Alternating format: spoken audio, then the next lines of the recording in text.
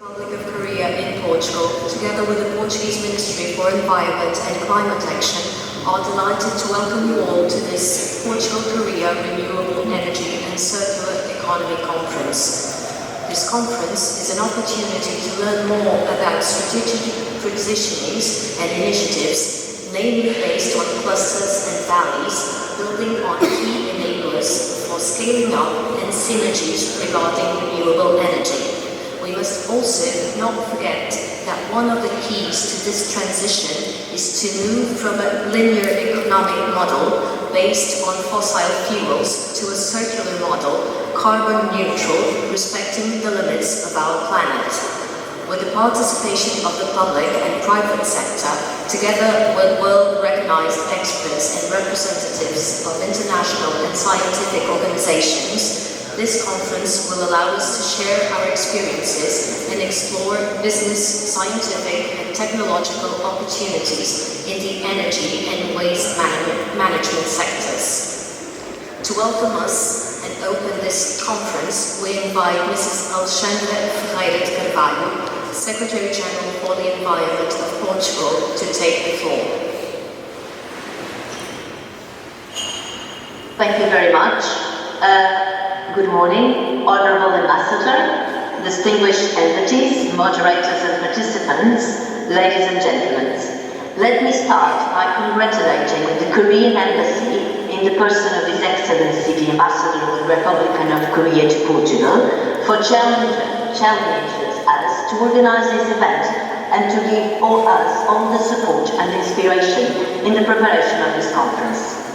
We live, as you can see by today as well, by this weather that we're facing in Lisbon, we live a complex moment. We face a global pandemic that obliges us to be far from each other. We live a tremendous climatic and economic crisis. More than ever, we need to restore our relationship with nature. We, in Europe, face a war that puts us additional challenges and risks, namely on the energy sector. The pandemic and the war have accentuated the need for this transition and to pursue energy and climate objectives with renewed ambition. We believe that a fundamental way to face this global context is international cooperation, reinforcing our ties and innovative partnerships. This is the way to go forward. And this must be done not only with our neighbours next door, but also with partners that, despite the geographical distance, are close to us in their views, in their priorities, and in their willingness to share knowledge and to learn with and from us. This is clear what we feel when we think about our cooperation with the Republic of Korea. And that's why it's indeed a great pleasure to welcome in Portugal, in Lisbon, some of the best Korean experts in the fields of energy and circular economy, and to put them in contact with our main experts, forging, we hope, excellent partnerships. Excellencies, tackling climate change is, as we know, the most important challenge of our generation. The United Nations Secretary General Antonio Guterres told us during COP27 that we are in the fight of our lives, and we are losing. The Portuguese government made its clear choice in 2016 when it took the commitment to achieve carbon neutrality by 2050, placing Portugal among those who advocate greater ambition in climate action. At COP27, just last month in Sharm el-Sheikh, the Prime Minister António Costa announced that we will study the feasibility of anticipating this commitment, the carbon neutrality, to 2045. We did, and it did so, with the assurance of the road that we already pursued. Currently, Portugal is the fourth country in the European Union with the highest percentage of renewables in electricity production, and we are the fifth with the highest percentage of renewables in the final consumption of energy. In 2020, we put an end to coal-based electricity production. Coal for electricity production will no longer be an option in Portugal. In 2021 as well, we reached around 60% of renewable energies in electricity production. Our National Energy and Climate Plan foresees a goal of 80% by 2030, but it's possible to reach 80% as early as 2025, and this is where we are at this moment, working towards this goal. Portugal benefits from particular favorable natural conditions for the development and installation of renewable energy capacity for electricity production. We currently have around 2.4 gigawatts of installed solar capacity. By the end of this year, considering the expected dates of the entry into force and into operation of the projects with production license, we expect to have around 1,800 megawatts additional, and by the end of 2023, another 1,200 megawatts. With this, Portugal will reach an installed solar capacity of at least 4.5 gigawatts by the end of 2023. We still have 5.6 gigawatts of onshore wind energy installed, but until 2030 we have room to increase up to 9 gigawatts, partly through repowering. In the offshore component, we have all the potential of the Portuguese sea to be explored. In 2023 we will launch the first offshore wind energy auction that will be instrumental in achieving our goal of reaching 10 gigawatts by 2030. There is no doubt that energy transition is ongoing in Portugal, and that the impact of renewable energy goes beyond the environmental benefit of reduced emissions. Greater penetration of renewables in the energy mix implies diversifying energy supply and reducing energy dependence. It has a positive effect on energy prices, and which benefits all consumers. It can also mean more, better and greener jobs. Ladies and gentlemen, allow me also to refer the strong bet that the Portuguese government is doing in renewable gases. We understand that electrification has its limits, and there are hard-to-abate sectors where electrification is not the best solution. 2 years after the approval of the Portuguese National Hydrogen Strategy, reality overcomes our best expectation. And at this moment, in the Singe cluster alone, a set of green hydrogen projects is underway, which, if it is fully implemented, will represent investments in the order of billion euros and an installed capacity of plus 3 gigawatts, a nitrogen production of approximately 950,000 tons per year, and the production of methanol, ammonia, and e-fuels of approximately 1,800,000 tons per year. But we cannot forget that despite these achievements on energy transitions, there are also very hard challenges to face if we want to achieve carbon neutrality. One of the keys to this transition is to move from a linear economy model based on fossil fuels to a circular model, carbon neutral, respecting the limits of our planet. We have decoupled economy growth from greenhouse gas emissions, but decoupling from raw materials that, so to say, transforming the way we produce, consume and manage our resources is one of our biggest challenges.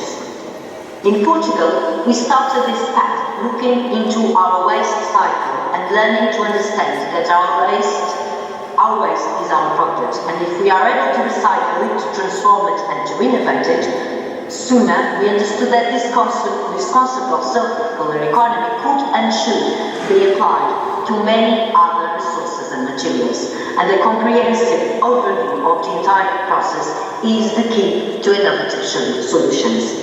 Our perspective on sustainability must include second use and recycling. If Europe's economic recovery is to be green and effective, we must increase our compromise to its circularity by reducing material and energy consumption, and we are also able to reduce pollution and waste and to regenerate environmental systems. As you know, the world's population is estimated to reach 10 billion by 2050. In the last 5 decades, the world population has doubled and resource extraction has tripled. When 45 of emissions come from the production and consumption of goods and services, we need to rethink the way we extract, produce and consume. Governments have an important role to play in developing the appropriate planning and strategic instruments that allow these changes to become a reality. By coordinating actions with other countries or by establishing regulatory environments and incentives to facilitate investment and synergies, governments have a special responsibility in creating enabling environments. The Portuguese government is committed to provide this framework at national level as we are pushing for these priorities at regional and international level. Today, we are joining forces with the Republic of Korea to fight this battle and to enable these transitions to occur faster. Distinguished participants, Honorable Ambassador, allow me to address the final word to all moderators and speakers that will be here today, here or online. We count on you to make this a very fruitful day. Thank you very much.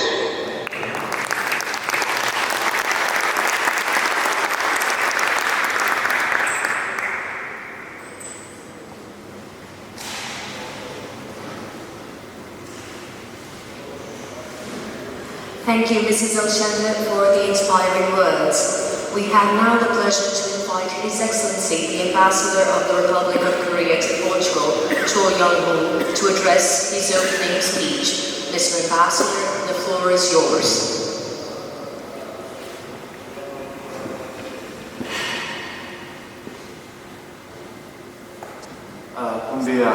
We didn't expect such a heavy rain, but that's why we have many people participating from online. But we became very familiar to this hybrid format during last 3 years. I think that I'm confident that we can have a very successful conference today. Madam Secretary General Alexandra Carvalho, dear colleagues, distinguished participants, ladies and gentlemen. At the outset, I'd like to extend my warm welcome to all of you to the Coreia-Portugal Renewable Energy and Circular Economy Conference. I believe this conference comes at the right time at this critical juncture. While we are striving to recover from the COVID-19 pandemic, the international community is facing daunting challenges such as the war in Ukraine, soaring energy prices, and gloomy economic outlook for possible depression. In addition, climate change, the first industrial revolution, and the global strategic competition overload our capability to cope with those challenges. In our endeavor to navigate through this uncharted path, I believe Portugal and Korea can be ideal partners, particularly in the area of renewable energy and circular economy. As the Secretary General has elaborated, Portugal has successfully developed and diversified renewable energy sources while closely collaborating with its neighbors to develop the European Green Corridor.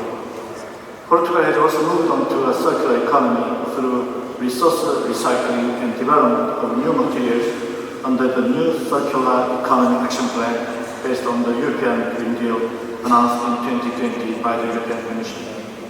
As for Korea, our government announced a new energy policy direction in July. Renewable energy and development of its related technologies are its important elements in achieving carbon neutrality and energy security, as well as responding to climate change.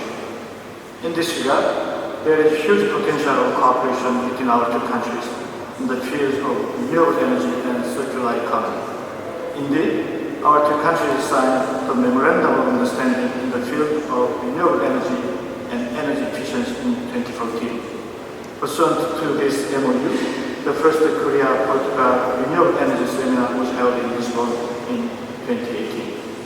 I'm very pleased that we can keep this precious momentum by having this year's conference with distinguished experts from both countries. I hope this conference will enable us to explore new ways of cooperation between our two countries that remain untapped so far. I look forward to active participation from all of you. Obrigado.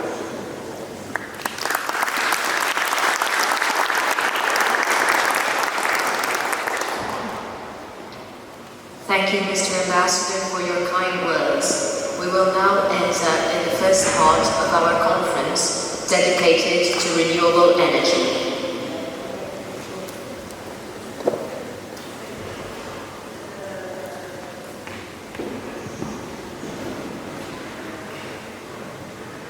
Good morning, everyone. I hope you can hear us. The Portuguese are well known for its capacity for adaptation, and here we are with all these challenging conditions around the city of Lisbon. So I will present myself. Our moderator, Sofia Simões, is online, is going to moderate the debate. But for introduction of our panel, I will have that role. I'm Adriana Pinto, advisor of the Secretary of State for Environment and Energy of the Ministry of Environment and Climate Action. And thank you for being here. I believe that you are the real champions to attend this meeting. Thank you, especially you who came from Korea. At a time when Europe struggles to find new reliable energy sources and fight climate change, Portugal is the optimal location not only to harness renewables but also to develop and scale up the relevant technologies, relevant international energy balance. This is the motto for our morning, and we would like to call the speakers for next panel. Portugal went from having a chronic deficit in conventional energy sources into becoming a leader in renewable energy production, setting new limits through the combination of abundant green energy sources and thriving tech, innovation and scale-up. Portugal provides Europe the low-risk, green-based energy supply chain based on wind, sea, solar, lithium and green hydrogen. For the panel of renewable energy policy, we have the participation of Pedro Amaral Jorge, CEO of the Portuguese Renewable Energy Association, APREN, Dr. Dong Won Shin, Ph.D., Director of Division for Climate and Energy from the Korea Environment Institute. And now we will hear Pedro Amaral Jorge to take the floor. He's online, so I kindly ask for our technical team on the backstage to share the vision of Pedro. Thank you. Just let me know when I'm online.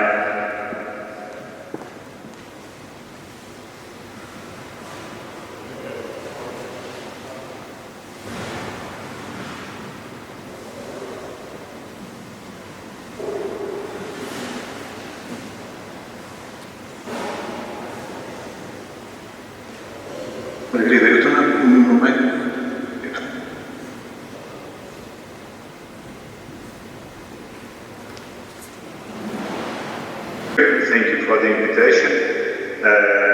Saluting everyone that came from Korea and from the embassy to attend the event today. Unfortunately, we have an extreme weather event, which made our life difficult, and I do apologize for not being there in person, but it was physically impossible due to the cut off the roads that access the place where the conference is taking place from the place that we are located.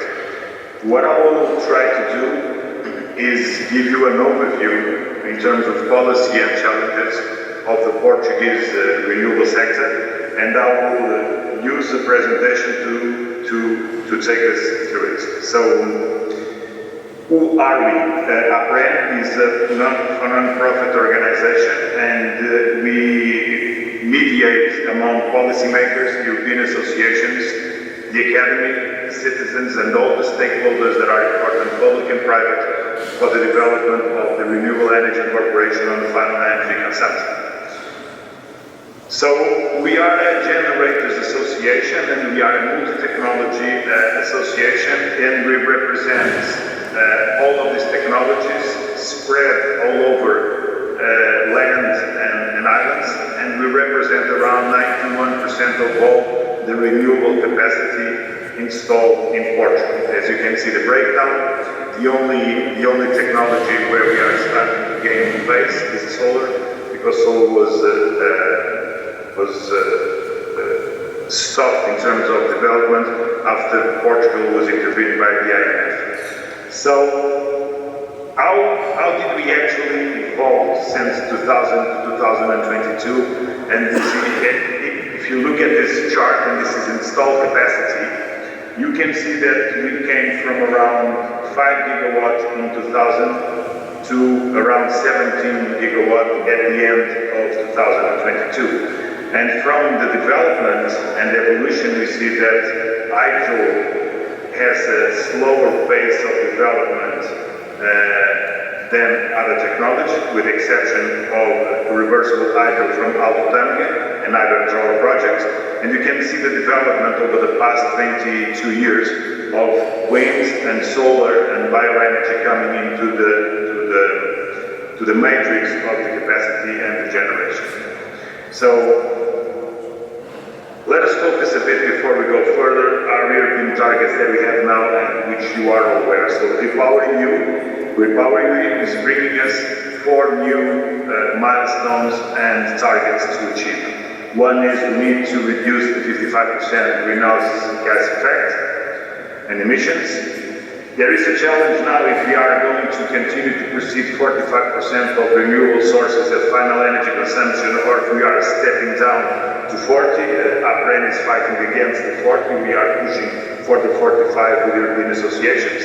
We need to increase, of course, the interconnections among countries to have a unique European electricity market, and the REPowerEU also is challenging us to increase our energy efficiency targets from the previous 36% to now 39%. And how we are going to do this, and what is the contribution of the technologies. So the two main technologies in Europe, although others will contribute, will be increasing the installed capacity all over Europe from 190 gigawatts to 510 by 2030. For solar, it is expected that we achieve 525 gigawatts of power, although the sector is saying that 672 are possible. And we also have a new challenge that we are going to double the hydrogen production and imports by 2030, which from the previous target, we need to produce inside the European continent another 5 million tons of renewable hydrogen. So the European Commission gave us this REPowerEU hydrogen accelerator. And what is important in terms of this is that there is a Mediterranean grid hydrogen partnership due to the reduced levelized cost of electricity that are possible in Iberian and other Mediterranean areas from the European side. And so this will make generating hydrogen in Southern Europe, especially in Iberia, highly competitive, and especially in Iberia, as I will show you in a minute. So we have been doing some assessment together with cooperation with other Portuguese governmental institutions about what is our envisaged targets for 2030, given that the paradigm is changing. So we came from using renewables more than 25 years ago as an environmental protection process. Then, because the levelized cost of electricity for the past 10 years reduced so much for all technology, both from wind and PV, that will give us this competitiveness of using this type of power to industries and to citizens. And now we are in a new stage, and since the invasion of Ukraine by Russia, we are targeting renewables to give us 2 more dimensions: energy security and also energy independence. And so what I'm showing here is the numbers are my responsibility, although they've been produced with the cooperation with other entities. And so let me take you through this. We are envisaging that at the end of 2030, due to the green hydrogen consumption that will be required, that our electricity consumption will achieve 220 terawatt hours. We are expecting that our final energy demand from renewable sources of final energy consumption will be on the 56% target. We are assuming that the incorporation of renewables on electricity consumption will reach around 91%. Renewables in land transportation around 28 to 30%. Greenhouse gas reduction emissions relative to 2005 will come to 58%. And we are hoping that the installed capacity of electrolyzers by 2030, we understand the restrictions from the manufacturing process, but this is the target that we are envisaging for 7.5 gigawatts. And we are also assuming that green hydrogen will be on the final energy demand and will contribute with 6% of all consumption, and that 12% of all generation will be injected on the gas grid. And it is also forecasted that 1.1% of H2 will be used for land transportation, and we hope to reduce by 2030 oil imports by 20% when compared to 2020, and natural gas reduced 27% by 2020. And I will repeat, these numbers that I'm presenting here are my responsibility only. So what are we seeing here? We are seeing a complete change on the power matrix and on the consumption, and much more energy consumption from renewable sources in Portugal. And this is easy to understand because, as I mentioned previously, our reduced levelized cost of electricity will take us to be an attractive country to actually capture investors that are high energy intensity industries. So let me give you a vision of what we are anticipating. So as I mentioned on the previous slide, we are on the 17 gigawatt of installed power in 2022, and we need to reach around, let's say, 42 to 43%, 43 gigawatt of installed power from renewable sources by 2030 to 2035. And this is the breakdown for the major technologies as we are envisaging. So 24 gigawatt of solar, 10 of offshore wind, and 8 of onshore wind. This will be the total installed capacity by 2030 up to 2035. This range that I'm giving is due to a mitigation of contingencies that might happen due to the supply chain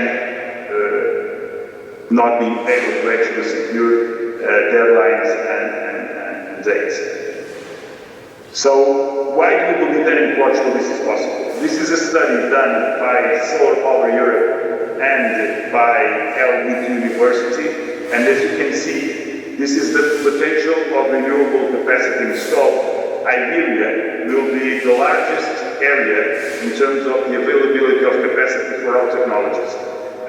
Solar, wind, and water will be much more available in the Iberia Peninsula than any other regions of Europe. But not only capacity, but when we talk about energy generation, the same applies. So we are going to have more capacity in terms of the renewable technologies, but the amount of equivalent hours that we are going to have to also supply consumption are higher than any other area in the European area. So this is also for onshore technologies. Let me tell you why we believe that Portugal, as our initial speaker mentioned, Alexandra, we are facing the 10 gigawatt with very high optimism in terms of the installation capacity up to 2030. And as you can see, this is a map that shows the potential, and on average, the Portuguese coast is on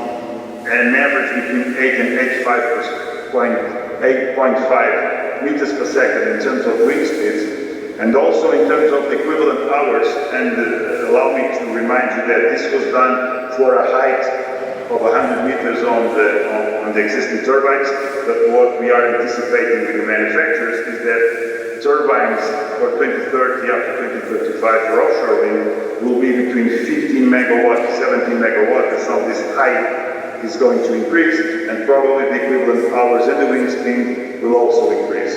Also, as wind energy density, we can see here in our map that also we are all in a very good position to attract investors to actually do this, to overcome this mission and to accomplish this mission execution of the 10 gigawatt up to 2030 of offshore wind. One of our speakers will present this project, but this was already an initial offshore wind project from floating technology, and we already have in Portugal one player with 25 megawatts of installed capacity.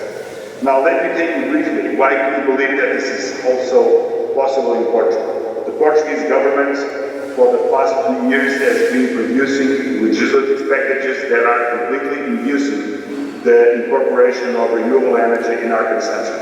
And I'm going to take you quickly through this, not in depth, but energy storage as energy shifting and autonomous storage concept is already possible in the Portuguese legislation. Over-equipment and repowering. So we are also allowed to actually go through, have and exceed the capacity that we have installed, and the producers will have awarded for existing projects an extra 20% of grid capacity connection to be able to increase their projects, increase the capacity, and increase the generation of electricity from renewable sources, and with that also allow us to actually increase the possibility of having electricity available for green hydrogen and for synthetic fuels. One other very good measure from that the government put forward is that you can hybridize projects. So if you have a wind project, you can hybridize with PV, and the other way around also, increasing the energy generation or the component of the electricity generation for the same connection capacity. Another thing that is also very good on the legislation and is in alignment with the directive is that the IPPs will be able to produce and to offer to the market ancillary services, and so this is going to be contracted by the TSO to the liberalized part of the electricity market.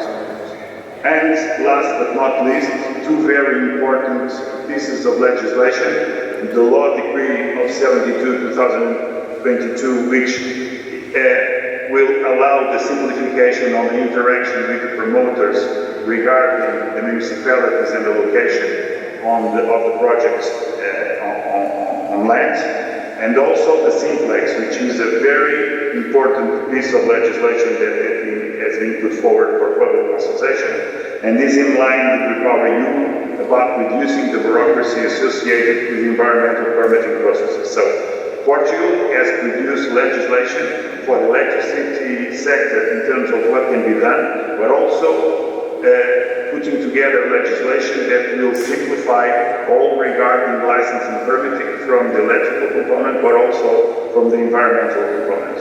And I will stop here because I think I reached my time. Thank you very much for your time and for your attention. I will be available for any other questions that you may have moving forward. Thank you very much.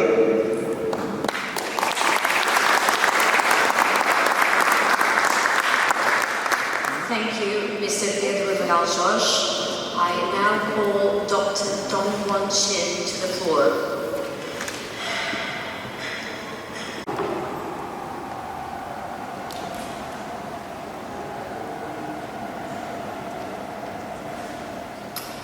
Hello, this is Dong Wan Chin, Director of the Climate and Energy Division at Korean Environmental Institute, KEI. We are the government-funded research institute under the Prime Minister and in the field of environmental policy. It is my honor to introduce Korea policy to Portugal, and thank you for Portuguese and Korean government. Today, I will talk about the Korea's carbon neutrality strategy, focusing on the renewable energy policy. The contents I will cover today are what progress we have made so far and what more we have to do in renewable diffusion. So this presentation includes the general national strategy concept of natural. And since we have experienced the big changes in Korea's energy policy directions after carbon neutrality 2050 declaration. I hope my talk will give you a chance to look at the Korea's approach to carbon neutrality, including renewable energy policy.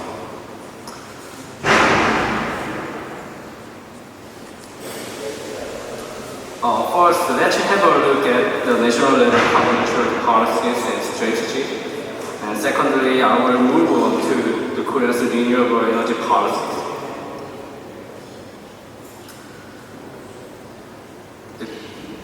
Korea's carbon emission accounts for 1.4% of the global greenhouse gas emissions, and most of which emissions are from energy consumption. Energy consumption from industry and electricity production make us a big portion of the total amount. In the industry area, the steel and chemicals are the main emitting sectors. South Korea emitted 727 million tons greenhouse gas in 2018, and we expect to make them to almost zero. Because of the COVID-19, we could reduce greenhouse gas emission by 650 million tons in 2020. However, it is still much higher than our original goal for 2020. Experts believe there is still a way to go. The Korea's carbon neutrality policy started in 2017 when we established the energy transition roadmap. In 2020, our Green New Deal plan was included in the Korea New Deal, and the government declared the carbon neutrality after that. The Carbon Neutrality Commission was formed last year. In November, the government announced the updated NDC to show its commitment to global cooperation. And with the enactment of the Framework Act on carbon neutrality and green growth, we kicked off our carbon neutrality policy this year. However, we have many challenges to carbon neutrality, especially in economics. The Korea has a high portion of the manufacturing and energy-intensive businesses. The emission peak was later than other advanced economies. Our NDC is lower than other countries' NDCs, but meeting the target will be challenging, and it could have a negative impact on the Korea's growing economy, as we can see, yes. However, the public has a strong awareness of the climate crisis. Surprisingly, 94% of Koreans consider climate change to be a serious issue and support carbon neutrality, but without any cost. Let me introduce what we've done so far briefly. Before the declaration of the carbon neutrality, Korea was engaged in an energy transition from the fossil fuel to green energy resources as part of the air pollution mitigation. We closed old coal-fired power plants earlier than scheduled, increased the taxes on coal, and imposed a temporary shutdown fossil fuel power plants during the fine dust management period. At the same time, we made efforts to increase the renewable energy supply.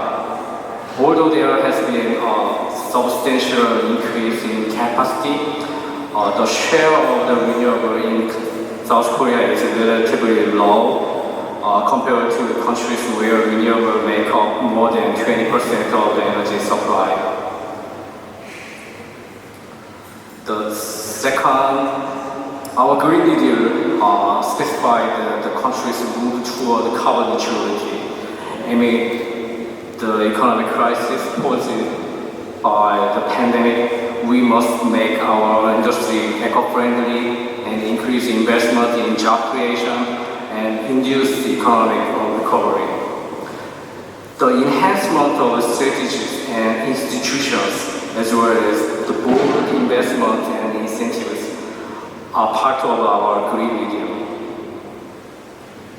The next policy is investing in the technical innovation the 50% of the technologies related to the carbon neutrality haven't been commercialized yet.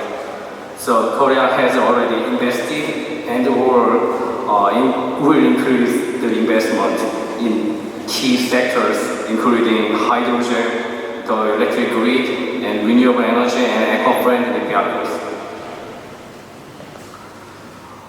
Also, we have upgraded our greenhouse gas emission reduction target in our 2030 NDC, which is fundamental for the achieving carbon neutrality by 2050. When we look at only the numbers, it doesn't look that ambitious. But with Korea's conditions considered, our goal is very aggressive. We can look at the greenhouse gas trends by country over the past 30 years to 2017. Unlike other major economies, the Korea is still in its upward trend. It is challenging to suddenly go downward, especially when we are unsure if we have passed our peak in greenhouse gas emissions. Lastly, Korea has been established systems for carbon neutrality. We have enacted the Framework Act on carbon neutrality and green growth, and the enforcement decree of the act. With those, Korea has become the 14th country to make carbon neutrality the law of the land.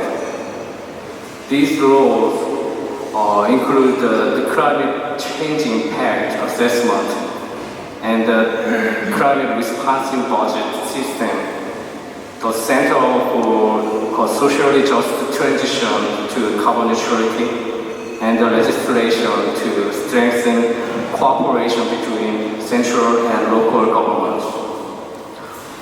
Also, the Carbon Neutrality Commission was set up under the presidential office, and the climate fund and green taxonomy were introduced to positively affect financing.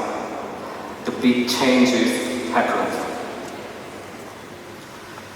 After considering the policies we have looked at so far, the government created the 2050 carbon neutrality scenarios to determine the needed reduction in emissions in each sector. The Carbon Neutrality Commission research and discussion resulted in two paths forward. Scenario A, high reduction and low absorption, and scenario B, the low reduction and high absorption. The amount of the Korea's greenhouse gas emissions in 2018 was 727 million tons, and our goal is to achieve net zero by 2050. With scenario A, we must limit the emissions to almost 80 million tons, and with scenario B, 117 million tons. As you can see the right, the sectors where the scenarios show different amounts of emissions are the power generation, transportation, and hydrogen manufacturing, and fugitive emissions treatment. With scenario A, we start fossil fuel power generation together and making the amount of emissions zero from the sector and minimize emissions from other sectors as well. With scenario B, we shut down the coal-fired power plant but still operate a portion of the energy power plants. In transportation, we introduce alternative fuel for gas engine cars, and we actively utilize the carbon capture technology such as CCUS and direct air capture. We do not specify the detailed technologies to achieve net zero, but these scenarios based on the potential greenhouse gas reduction that each technology or method has. For example, to achieve the carbon neutrality, the renewable energy should play a key role in energy transition sector, and perhaps more than 80% of the electric supply in 2015. Recently, under the new legislation, the Carbon Neutrality Commission announced the new strategy for carbon neutrality and green growth. The direction focused on these values: responsibility, orderly transition, and innovation. With scientific basis and collecting the opinion from the industrial sectors, each sector will set the objective goals and action plans by stage. New carbon neutrality and green growth strategy include the 4 main strategies and 12 tasks. The most of them are similar to the last version, but some details are different. The Commission announced the carbon neutrality strategy framework that includes utilizing both nuclear power and renewable energy for carbon reduction, and fostering the related sectors such as nuclear power, hydrogen, and carbon utilization. The main focus was on technological development. The Commission emphasized that technology should play a key role in carbon neutrality plan.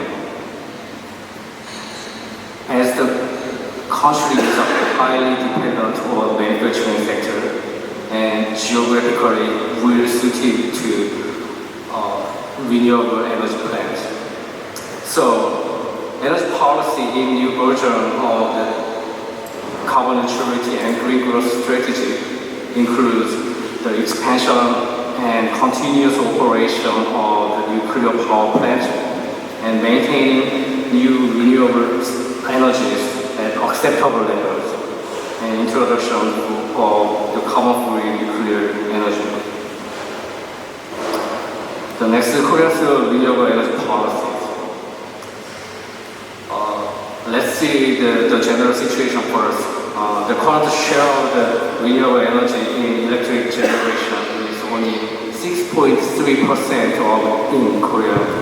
About 3% of the solar PV and 1% of the wind and other renewable energy, 2% on the other hand, the coal 36% and gas 27% and nuclear power 29%. But compared to the 2017, renewable energy supply share increased by twice in 2021 compared to other Asian countries. The clean electric generation shares are quite different. The hydrogen generation is lower, nuclear power share is higher in share, but similar to other countries, solar power is expanding. The key messages from the national plans for energy is that distributed generation system is important, and renewable energy should be deployed much faster. The third national master plan for energy focus on distributed energy system for renewable energy. The basic plan for electricity supply and demand also indicated the target capacity with very high numbers. It says renewables capacity making up 35% of the total by 2013 from 15% in 2020. According to this plan, solar and wind will drive renewable capacity additions. Solar capacity is expected to more than double from 14 gigawatts today to 34 gigawatts by 2030. And wind will grow rapidly from 2 gigawatts to 18 gigawatts. Offshore wind will play a major role in the new plan and accounting for nearly 40% of the South Korea's wind project pipeline. However, the Korea's new plan now focuses on the nuclear power instead of the renewable energy system. The target will be rebalanced in the electricity supply system later.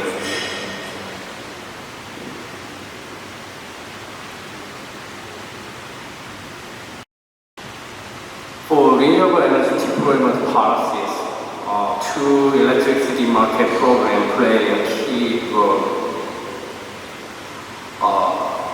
Feed-in tariff, aka FIT, and Renewable Portfolio Standard, RPS.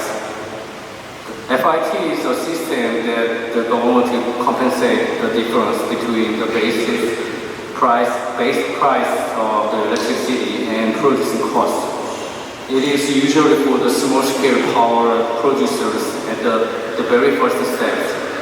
The RPS is a system that requires a certain amount or proportion of the electricity to be generated using renewable energy. RPS requires 2% in 2012, now more than 12%. And these two programs were effective for increasing market share in the power sector, as you can see in the graph. Not only market-based programs, the Korean also have several support programs through mandatory programs for renewable energy use and incentives for that. The mandatory installation of the renewable energy sources in public buildings and zero energy buildings for all new buildings are in examples. On the other hand, a subsidy for installing new renewable energy system, long-term financial loan, solar PV rental program is the major incentives for the renewable adopters. As mentioned earlier, the distributed energy system is important for renewables. So we have national strategies for activation of the distributed energy. Distributed energy stands for the energy produced and consumed near areas where energy is used. The scope includes the resources that may contribute to the production and storage of energy and the dissolution of surplus electricity near the demand area. So, sector coupling concept is included. The concept shows that the using distributed generation, renewables, ESS, the microgrid, the energy consumed and used them to produce electricity as the input again within a certain regional boundaries. The strengthening the management and capacity of the power system by reserving surplus power, but also creating a participation in distributed energy market by introducing integrated power plant system and distribution system operators, DSO, using distributed electrical charges through the regional transmission and distribution fee system. It can solve the issues arising from the existing centralized energy system like Korea and social acceptance and inter-regional energy conflict that happens in Korea. Now I want to share some issues for renewable energy deployment in Korea case. The most of the concern is about the manufacturing sector of solar and wind industry weakens in Korea. Although Korea had a strong PV manufacturing value chain, now upstream PV manufacturing has weakened because of the import of the cheaper PV parts and products. The companies are vulnerable to supply chain risk in the PV upstream sector, trying to diversify their supply chains. Also, offshore wind power sector's efforts to build a supply chain ahead of full-scale distribution. It is a rising business area with a high but very competitive technology. So it needs to keep R&D investment for the long time. R&D should provide to company needs and urgent support for high growth potential under limited resources. Recently, the Korea government will invest R&D for high efficiency solar cell technology, focusing on the tandem cell technology commercialization.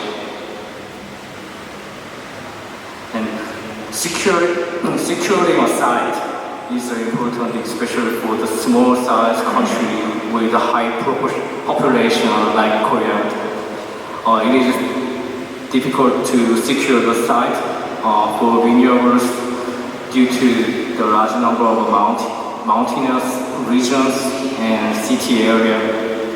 So agricultural solar power system or floating solar power can be a solution for them.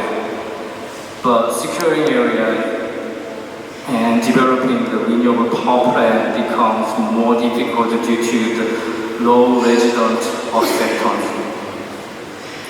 We may provide incentives such as issuing higher REC to resident participatory projects and may provide opportunities in the planning process.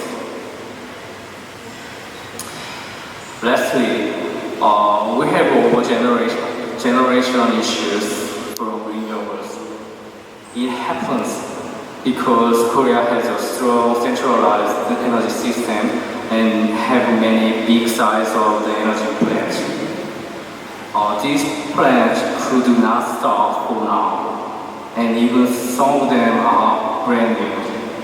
So renewable energy output is restricted because of overgenerating issues. Therefore, the sector coupling using exceeded electricity to produce other energy sources as a middle sources, such as heat, gas, hydrogen, can be a solution for these issues. And it would combine the policy like the distributed energy system, as I explained before. This is what I have today, and thank you so much.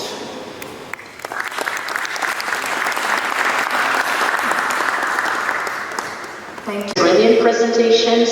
We now have the time for 2 quick questions from the audience, and I would like to ask you to use your microphones for voicing these questions. So let's see if we do have questions coming up.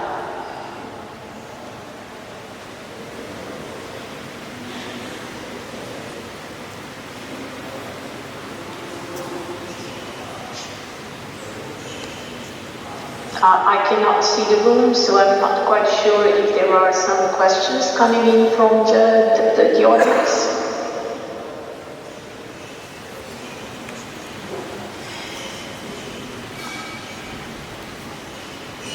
So maybe I could start while people are thinking if they still have questions. I would like to ask Mr. Amaral Jorge, in your opinion, what do you think have been the success factors driving Portuguese renewable energy transition? Well, thank you very much for the question. I think there are mainly 3 factors which are important. First of all, Portugal is in a geographical area which brings to the table a very, very good portfolio of renewable sources. So both from solar radiation, from an average wind speed, and also from the availability of water, as we can see today, although droughts are being more frequent. But the 3 combined gives us an opportunity not to have more or less of one of the renewable resources, but the portfolio works quite well in terms of electricity generation and also for pumped hydro and for storage. The second thing is that Portugal didn't have mineral resources, so we didn't exploit either coal or natural gas, so that gave us also an incentive to try and reduce our energy independence, and with that, renewables was the only option, and we have been betting on this segment of energy and power for at least, I would say, the last 25 to 27 years. On wind and on PV. Of course, with hydro, it goes more than 75 years back. The third point is that although we've been having different parties in government, they all seem to actually have this vision that renewables were important for the country, that it will give us a reduction on the energy emissions. It will give us also an option to have another layer of energy independence. And of course, what we have been seeing now for the past 4 years with the clean energy package, Fit for 55, and now Recovery Youth, and all of the implications that these strategies have on the directive of renewables, on the directive of the market design. It's all pushing to increase renewables, increase flexibility of demand and supply, increase the capacity of storage, and of course we cannot go without saying this. The current government has been supporting renewables tremendously, and the Minister of Climate Action and Environment and the Secretary of State of Energy over the past 4 years have been very proactive in putting legislation together that will incentivize the private sector to invest on renewable generation, storage. So I think we are fortunate that all of these 5 factors combined are taking us to what we are doing now. Of course, we have challenges, but it's not only for Portugal, it's for all Europe, licensing, permitting, grid scarcity. But in a nutshell, this is what I think are the main factors that took us where we are today. And just for sharing, we have been having a very drought year. We have an average of 55.4% of renewables incorporation on electricity generation. But I'm guessing that, and this does not include December, but I think with this rain and wind, December will probably bring our average closer to the 55 or 67% of renewables incorporation. Thank you very much, Mr. Amaral. Jorge. So I think it becomes clear we need a combination of factors, from technology to resource to legislation and permitting. And this brings me to the presentation made by Dr. Shin, where he presented a very comprehensive overview of the South Korea policies and technologies. And I'd like to ask you, Dr. Shin, in your opinion, which are the key innovative renewable energy solutions for decarbonization of South Korea? And if I may, related to that, to what extent do you think green hydrogen can be a promising option for your country and decarbonization?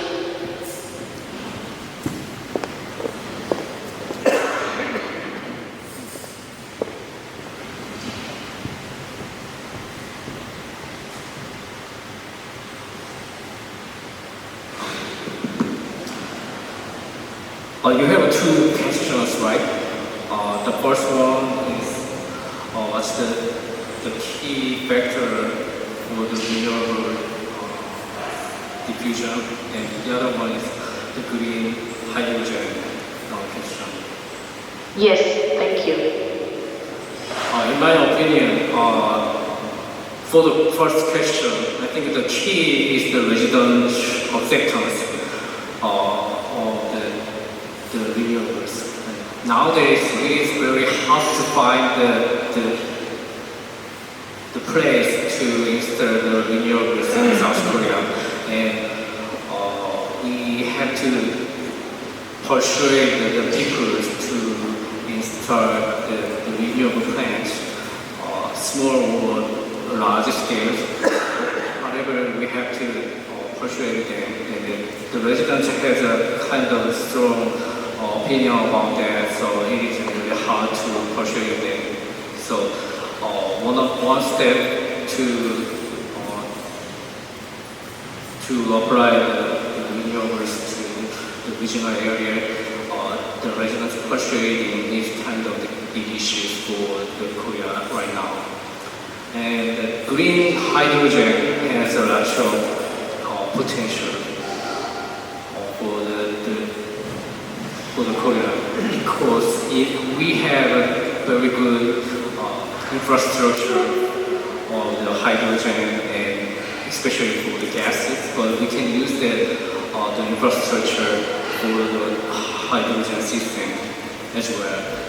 However, making the green hydrogen is not very easy, and they use lots of energy to do that. So we have to lots of the green hydrogen from other countries, like Australia, and bring them to the South Korea, and then we gonna use it as an energy sources. And we need the infrastructure, but usually the problem is where we can use the hydrogen is the biggest issue for the South Korea. Mainly because our system is very accustomed to the electricity and the old coal system basis. So we need to change our industrial plants and other facilities to adapt to the new energy system. So it's gonna take lots of money, I think, and time. Indeed, thank you very much for the reply. I would just like maybe to share with you and the other persons in the room that also for us in Portugal, finding the right location to deploy large-scale renewable energy is also a challenge, and it would be very interesting from LNG side, where I represent, but also for I think everyone in the room, to exchange in opportune moments how we can deal with this challenge and find the right locations. This is something we've been working on.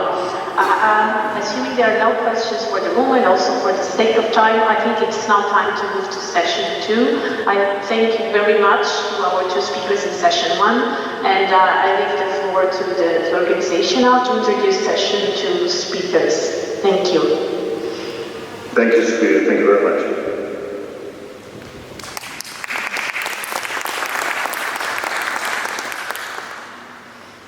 For the panel of renewable energy industry and to tell us about its opportunities, I welcome the following speakers.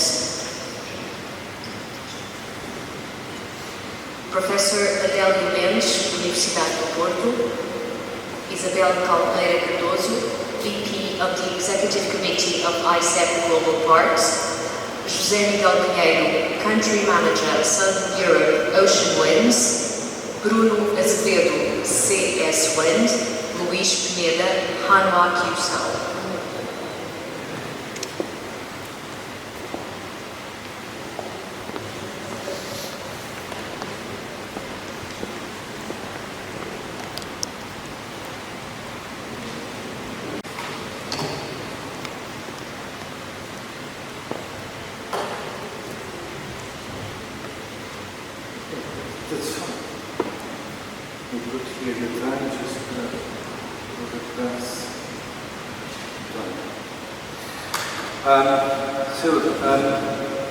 Good morning to everyone. Thank you for the kind invitation.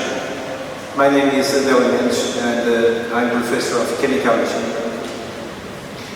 Today, my talk will be more technical, will be about hope and empowerment. I'm going to speak of the opportunities of the millennium, make energy decarbonization swift and profitable, and I should emphasize that this is the obligation of the scientists, making sustainable, also economically, the energy. But before I'm going to speak about photovoltaics.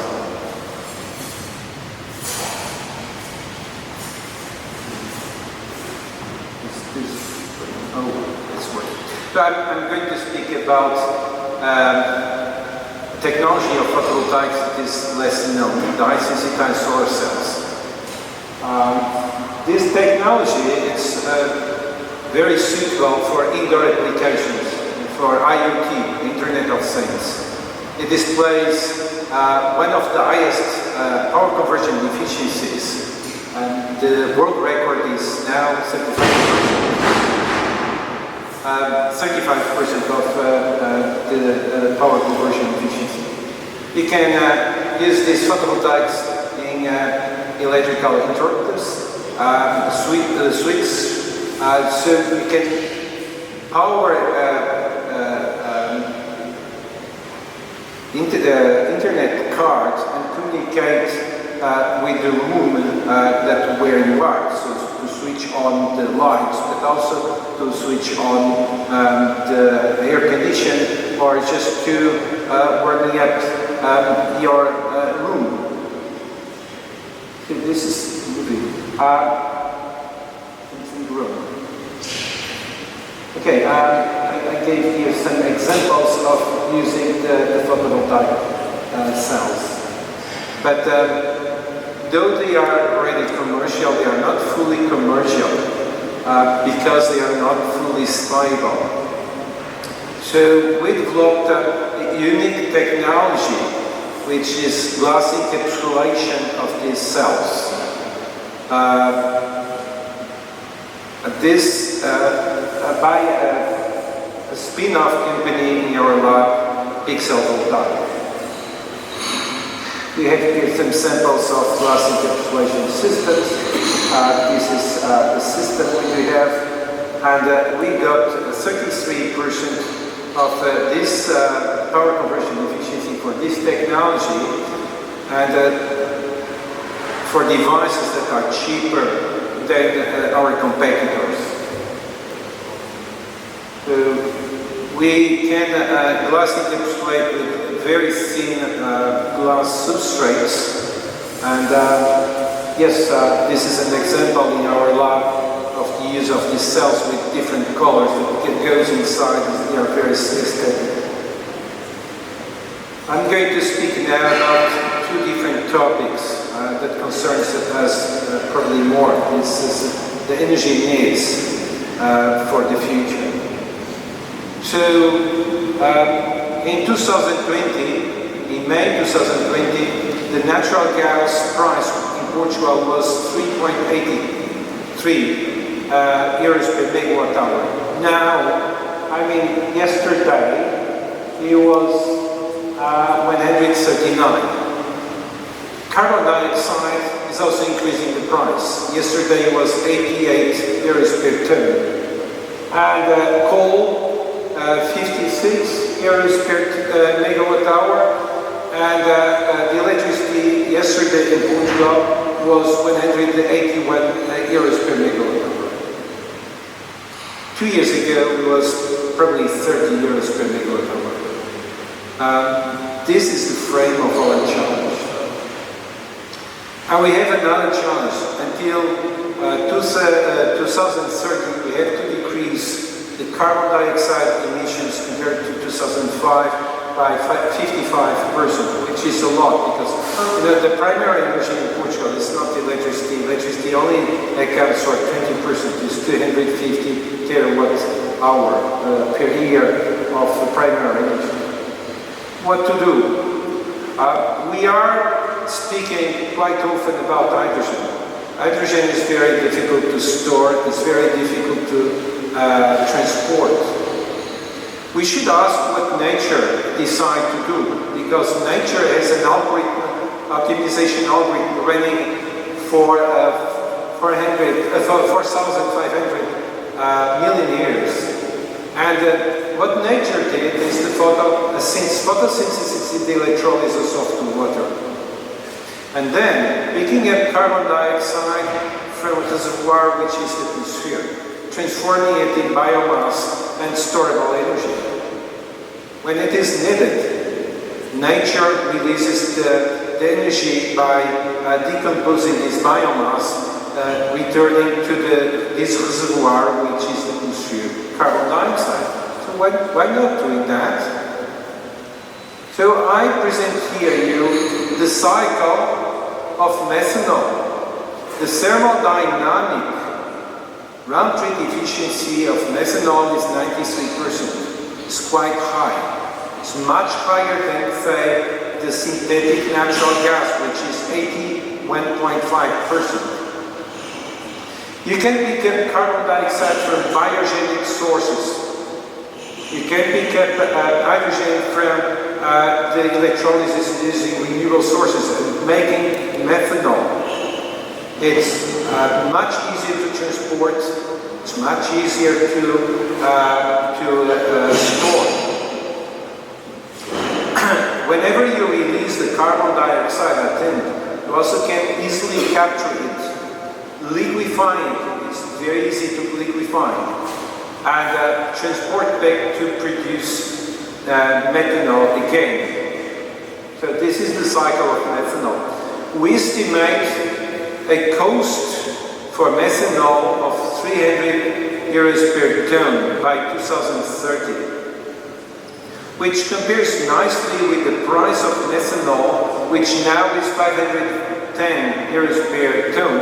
But if you consider, if you introduce the carbon dioxide emissions in the price, you get 631 euros per ton, which is rather expensive. So we can make from renewable sources cheaper than the fossil methanol. The assumption is electricity at 30 euros per megawatt hour, viable. Critical technologies for implementing the methanol economy. When you have a furnace or a boiler, if you feed it with air, you are losing lots of energy and emitting more carbon dioxide than you should. So if you do oxy-combustion, you'll benefit. At 1,500 degrees C, you can benefit 50%. 50% less carbon dioxide emissions, less methane consumption if you are burning natural gas. So why not using oxygen-enriched streams for feeding these furnaces or boilers? Up to now, the reason was because oxygen was expensive, but now natural gas increased tremendously the price. And I have a new, we developed in our lab a technology, a membrane-based technology that can produce oxygen-enriched streams 10 times cheaper than anything you can imagine, from cryogenic distillation to PSI or others. So at this very moment, we are working our lab in different technologies for decreasing the price of methanol. And namely, the oxygen production, as I mentioned, 10 times cheaper. But not only, we are also working on methanol purification with membranes, about 3 times cheaper. We are speaking about the methanol reactor itself. We have a new technology, we have a membrane reactor, cheaper. So we expect in 3 years' time to have technology coming out, the labs move to industrial, that will revolutionize the production of methanol. I should emphasize that transporting methanol is transporting energy. If you compare the price of transporting energy and storing energy, electricity is the most expensive form of energy, compared with the hydrogen. 10 times less is natural gas. 100 times less is the liquid fuels, such as gasoline, diesel, or methanol. And this is a critical problem. So why we should move hydrogen? When hydrogen is so expensive, why not transforming it in methanol, which is far cheaper to store and transport? After 100 kilometers away from the site we are producing hydrogen, it's cheaper to transport energy producing methanol. So I draw your attention. Everyone is focusing on hydrogen. I'm sorry, hydrogen up to now is produced and consumed in the same sites. We are not transporting, and for a good reason, because it's extremely expensive. If we want to move, for instance, from Australia to South Korea hydrogen, we have to liquefy it. You lose 36% of the internal energy just on liquefying it. It's extremely expensive. I challenge people to think about that and really to see other possibilities. I have another technology to show you today. It's the methane composition. It's converting directly methane to carbon and hydrogen. It's a dreaming technology. There are already companies working on that, namely BASF. Our technology uses catalysts at 550 degrees C with an energy density of 10 kilowatt per liter. It's tremendously high. It's possible to use in mobility, which BASF, with a reactor running at 1,400 degrees C, is not possible to transport. This technology is possible to use in mobility.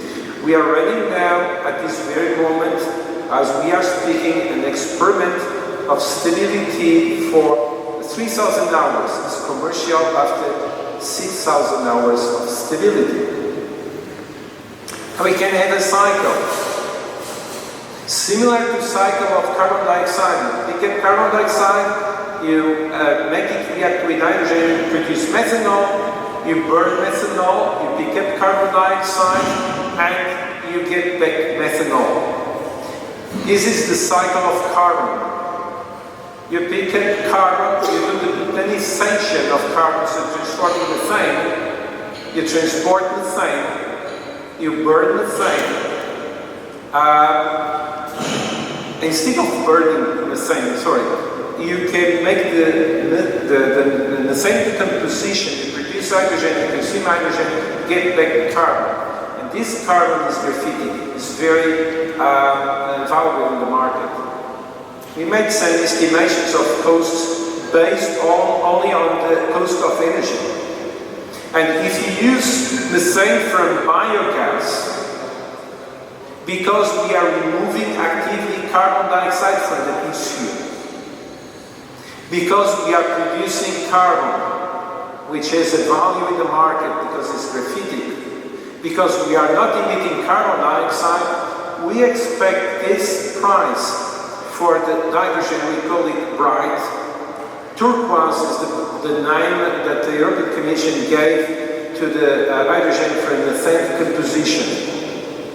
But when the methane is coming from biogas, it was carbon dioxide in the atmosphere that was transformed in biomass, that was transformed in methane, that was transforming back in carbon like nature did in the past, transforming carbon dioxide in the atmosphere in biomass and then in coal. And this is it. This is what I was thinking to bring here today. Thank you very much. Thank you very much, Professor Adelio, for this interesting and challenging presentation. I would like now to move to our second speaker, Mrs. Isabel Cardoso from HiSec Global Parks. She has been in the company for quite some years, and she's going to give us a nice overview of the developments in the Sines region. I would like simply to ask Ms. Cardoso and all the speakers in this session, for the sake of time, to be as short as you can, considering the time limitations. Thank you very much. Ms. Cardoso, the floor is yours. Thank you very much. Good morning or good afternoon. Thank you very much for the invitation, especially to Your Excellency, the Ambassador of Coreia in Portugal, of Republic of Coreia in Portugal. It's a pleasure to be here in this rainy day and have the opportunity to share with you what has been happening in Sines Industrial and Logistics Zone. In fact, not only in Sines, but in Sines Port Logistic Industrial Complex. My name is Isabel Cardoso. I'm ICEP Global Part Executive Vice President. Please take a look at the Sines Master Plan so you can confirm its excellent location behind the Port of Sines terminals. Currently, we have dedicated our activity on three major verticals: logistics, energy and industry, and digital. As advantage to develop these clusters, there are major factors for this effort. In what concerns, for example, to logistics, Sines is part of the Atlantic Corridor of the Trans-European Transport Network, the TEN-T, and also,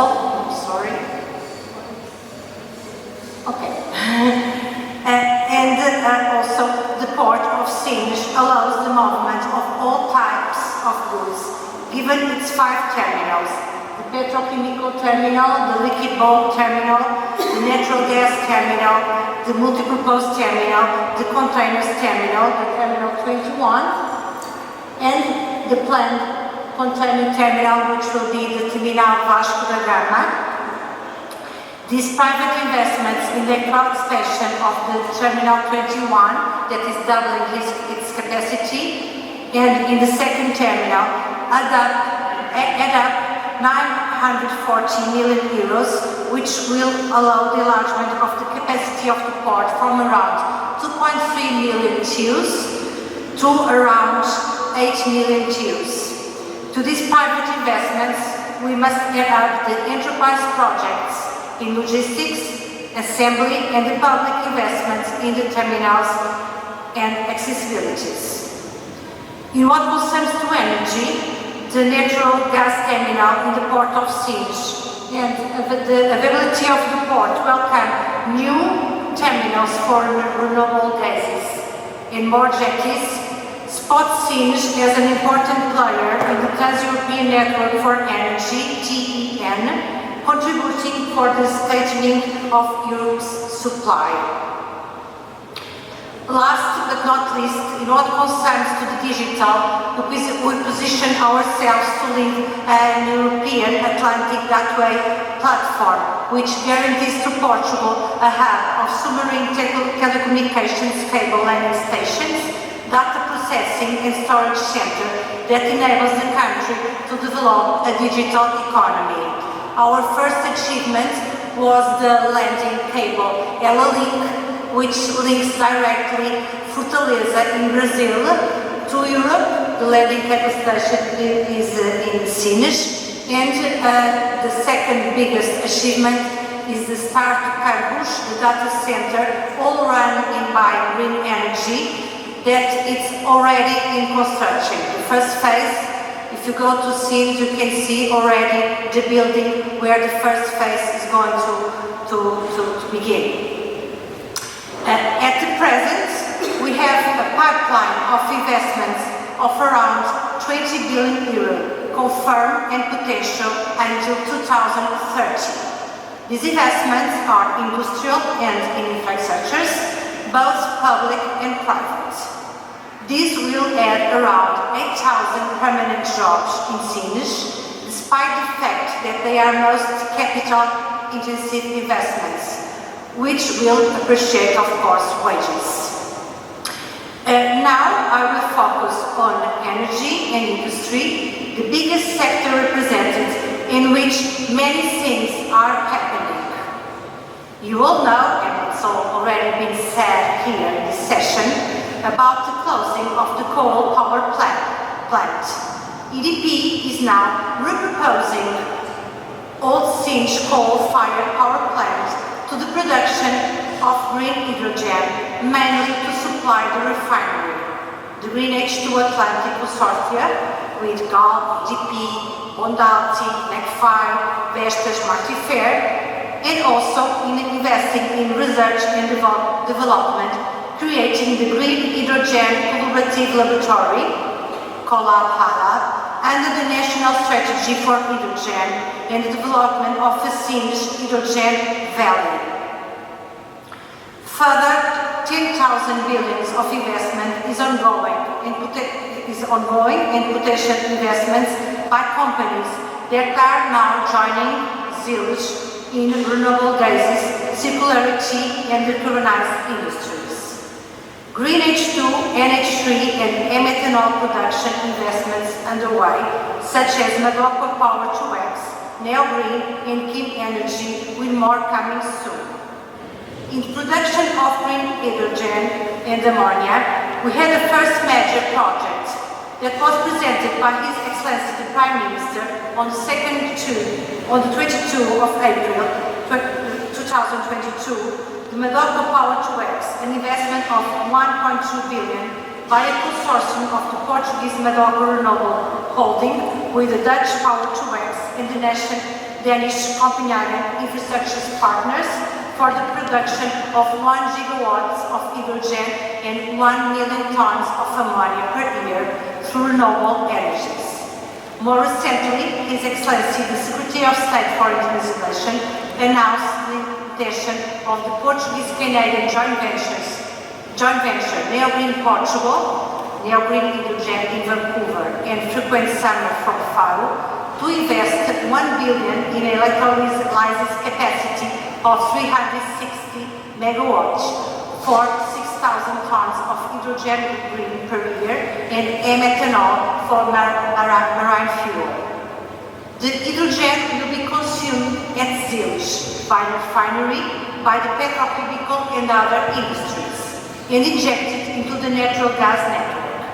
The ammonia and the methanol will be transported by pipeline to the port of Sinj in order to be loaded for export and or used as fuel for maritime transport. Still in this vertical, energy and industry, we are in talks with multiple new potential investors projects with companies and capital from the most varied regions: Spain, France, Sweden, United Kingdom, Canada, USA, Malaysia, China, and Australia. Very important is the investment by Rain Gasoductos in the construction of the H2 Green Backbone, a circular gas pipeline that will transport green hydrogen from producers to consumers within the Sinj industrial and logistics zone, and to injection points in the mid-gas Iberian natural gas network. In the end, it's a ring gas pipeline connecting producers of green H2 to the growing refining petrochemical and chemical complex at Zilch, and injection points into the main natural gas pipeline running from the Sinj Port LNG terminal to Setúbal, the Lisbon metro region, and the Iberian gas markets. In energy and in industry, we currently have 2.5 billion of investment reinforcements by lead companies that are already installed in Zilch, such as GALP and Repsol. At the Sinj refinery,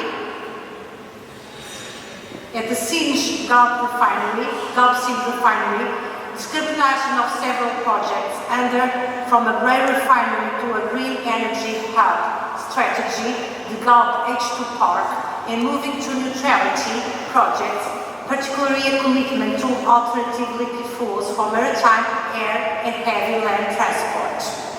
Also, at Repsol Polymer Sinj Petrochemical Complex, under the ALBA project, introducing decarbonization and circularity while increasing the output of base products, polyethylene and polypropylene, to new polymer factories, and now the expectation of an eco-factory for chemical recycling, for gasification of urban solid waste, and production of circular ethanol for the polymer factories. In Sines, we welcome clean industry. Upcoming decarbonized and electrified industrial projects for proximity and cost efficiency, supply of base products to the Portuguese, Iberian and European industry, chemical recycling for pyrolysis and gasification, PTA to PET, green steel, among various sectors. To end, some figures that show our capability to run energy transition. The Iberian electric energy market has the lowest cost renewable electricity in Europe at 37.6 euros per megawatt per hour, while in France the same is 106.9 euros, Germany we have 103, UK 103.6.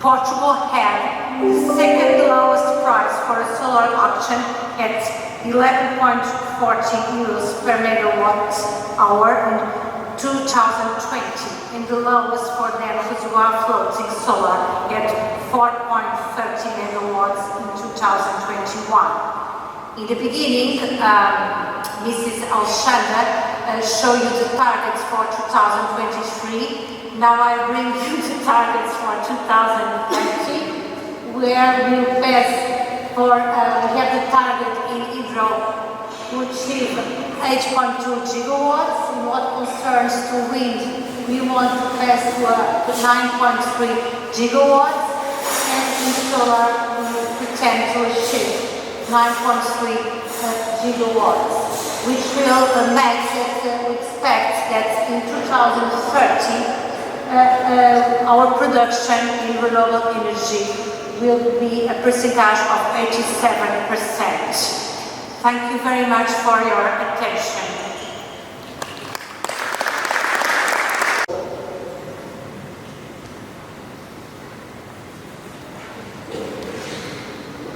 Good afternoon, everyone. First of all, to thank the organization. It's a privilege to be here. To thank the Embassy of Korea.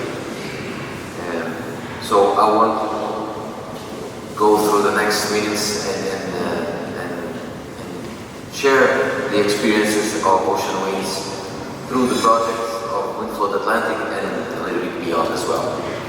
So I think, well, just as an introduction, Ocean Winds, it's a joint venture between Engie and EDPR. It has been a long story that ended up in starting a company jointly effort just for offshore wind since 2020. So when we talk about floating offshore wind, and in specific, but in general, when we talk about betting in a new technology, we always face three challenges, and that's the way we see it. First of all, the challenge of the technology itself, that it becomes reliable, that it's tested, and it's proven that the technology works. The second one is if it's bankable, and the third one is definitely to bring it to the most competitive level as possible,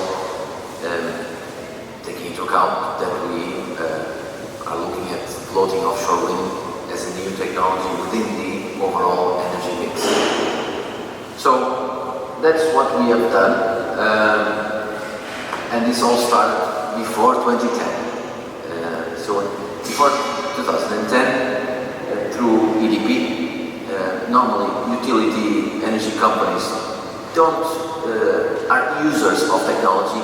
They are not technology owners, but there was a vision about offshore floating wind, and back then EDP decided to buy Principal Power, an American company with a specific design that looked like an attractive proposal. And from there, after the typical more academical studies and research, what was the first milestone that was very clear and it was a success was the Windfloat prototype. So I come here to talk about Windfloat Atlantic, but I have to pay credit to what came before, the prototype. This prototype was launched off the coast of Portugal, close by where the Windfloat Atlantic is, actually a little bit more to the south. It was a 2 megawatt wind turbine on a floater that went through 5 years and it proved the technology actually worked. So we could, in a sense, it looks easy, but it wasn't. But we could tick from the box, let's say, that the technology was reliable. Right? While we were operating the Windfloat prototype, that one single unit off the coast of Portugal, we started developing a larger version of what would be, or what would become the Windfloat Atlantic. 4 times more capacity. We could already see some cost, some unit cost increase, of course. And taking all the lessons learned from that prototype, we designed the new version of the Windfloat and took it to the next level, which was and is the Windfloat Atlantic. By then, I think, and this is probably sometimes a surprise, but the fact that our main objective with the Windfloat Atlantic was indeed to prove its bankability. It was not to prove its technology reliability, because that was done previously, as I said before. It is for us of utmost importance that in the future, when we are going to invest in large-scale commercial projects, we have a product that is bankable. So that was achieved through a project finance deal with the European Investment Bank back in 2018. A 60 million facility agreement that was critical and fundamental for the success of the project. So the Windfloat Atlantic in itself, it's located as well in the north of Portugal, off the coast of Viana do Castelo, nearly 20 kilometers away from the coast. It sits at 100 meters water depth. That was already a breakthrough that we have achieved, going into deeper waters. As we know, Portugal and the vast majority of the coasts of the world are very, very deep, with not so much kilometers away from the coast. So the project is a 25 megawatt project, but it's a small project, we can call it like that, but it was a big project in the sense that it was a major breakthrough, showing to the industry that indeed we could harness the wind in deeper waters. So, as I said before, three wind turbines installed in 3 floating platforms, anchored to the seabed with mooring systems. All the interconnection in this case was dealt by the Portuguese transmission operator, Energias. So,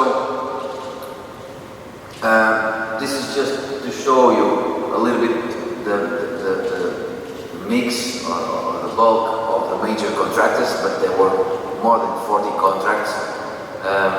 Our approach was definitely to a multi-contract in terms of procurement strategy. But what is more important on this slide, it's not to confuse anyone, because it's a bit confusing indeed, but it's more to show you that the company and the shareholders back then took a conscious decision of approaching this through a multi-contract, because we wanted to be the integrator, so that we could extract the most knowledge as possible of being in between all these different interfaces. And that was a conscious decision, as I said, and I think it pays off, and it paid off. A closer look just to, I think there's a few slides here that I believe are interesting from a visual perspective, so that we understand the scales of this. Back in the days, back in 2018, we finally decided to award 2 floating platforms to ASM and 1 to the Navantia wind turbine.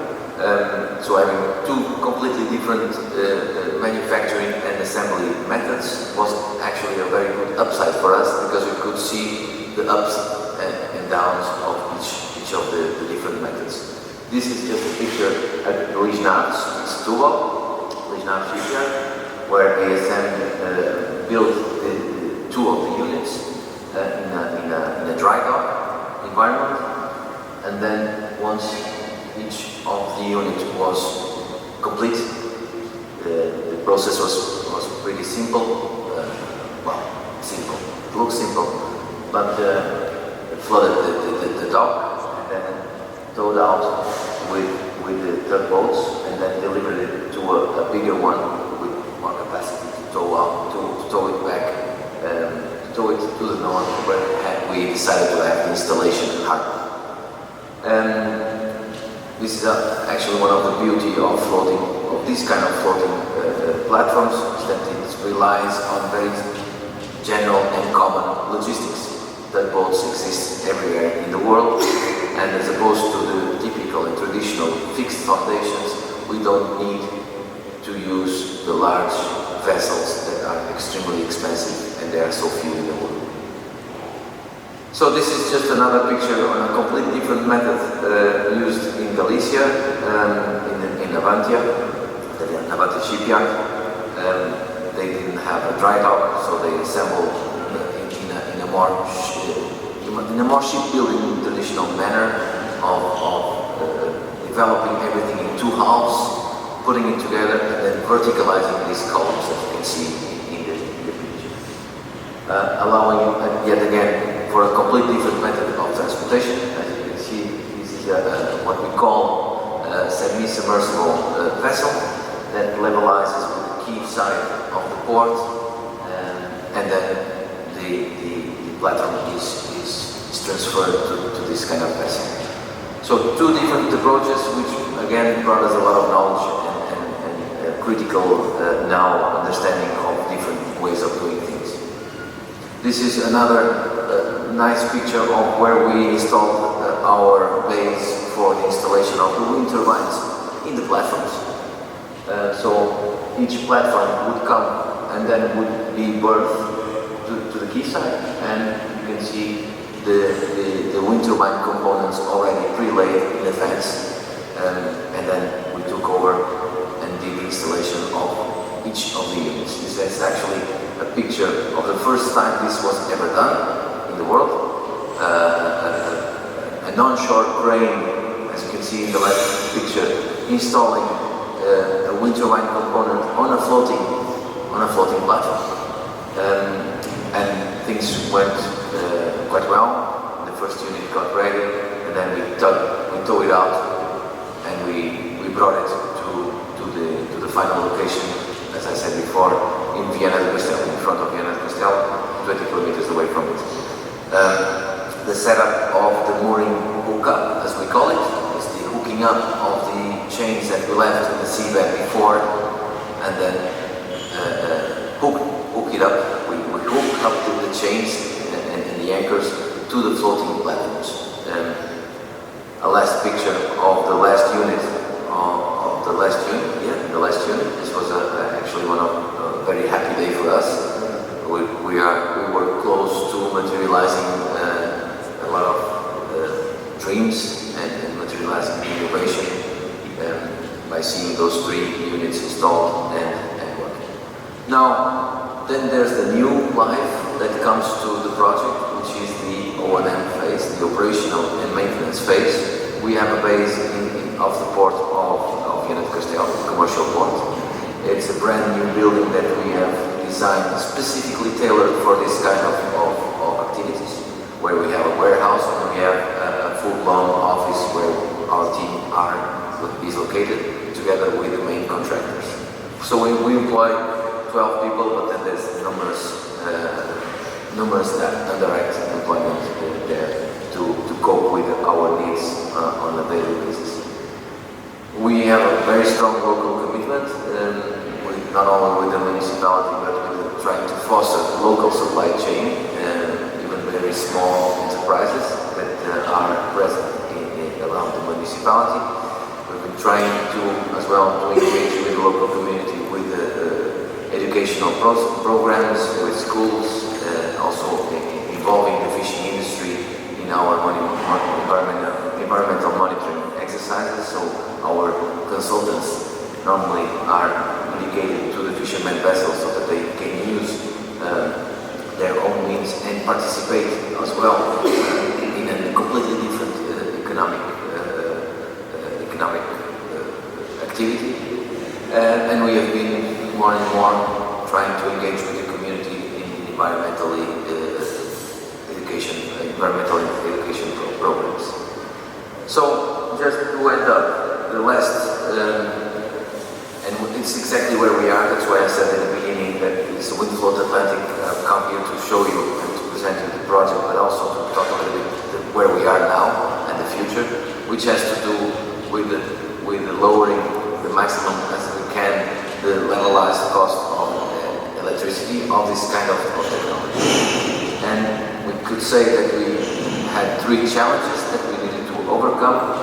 The first was the technology, that was done, bankability as well.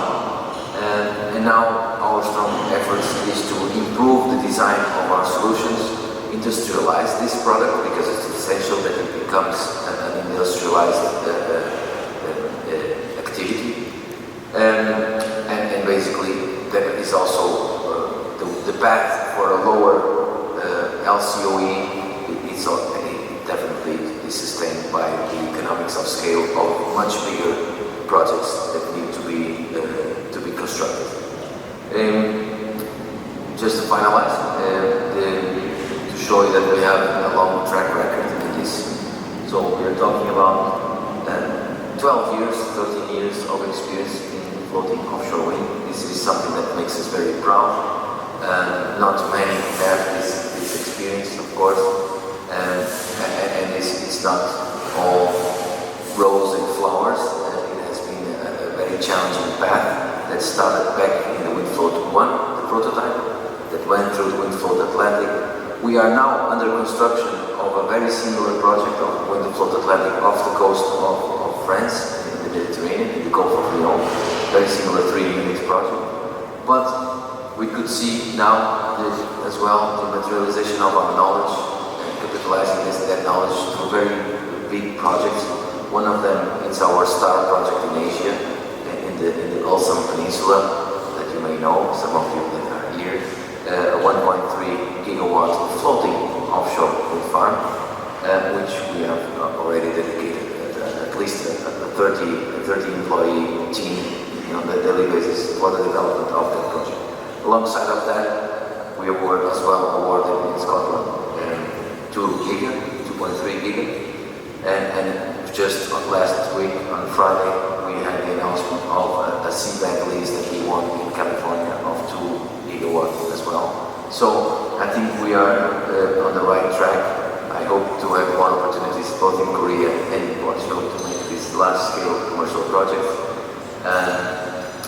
and to pave the way for a greener future. Thank you very much.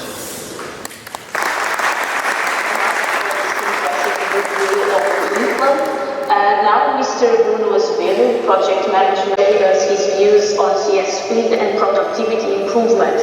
As a short note on time to our speakers, please be as concise as possible, 10 minutes, and then we'll try to have some time left for questions. Mr. Azevedo, please take the floor. Thank you very much. Good afternoon. I want to thanks to the Korean Embassy, the person of the ambassador of Korea and the Portuguese government and all the colleagues here present. CS Wind is a global corporation founded in South Korea.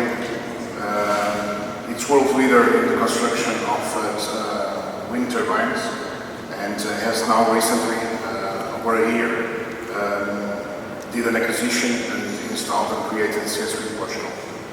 So basically the intention of this presentation is to bring a little bit to the table and to show the integration of two cultures that have their differences, the Portuguese and the Korean culture, that together made a very successful project on two factories that we own in terms of the productivity improvements prior to our major investment that will occur next year.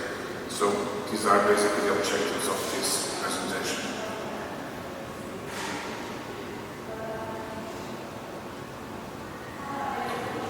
So like I said, CS Wind has had more in the past, but now has 7 global operational facilities around mainly Asia. More recently has acquired factories in Turkey, in the United States of America, and the last one was here in Portugal. And has over 3,100 employees. The main products, like I said, wind turbines, onshore, and now also with a big increase in offshore wind turbines. So basically, these are the numbers. CS Wind accounts for over 9 to 10% of the global wind turbines market. It's now already number 1 and wishes to continue like that, growing much faster than all of our competition and even trying to catch up with this fast demanding and growing market of renewable energies.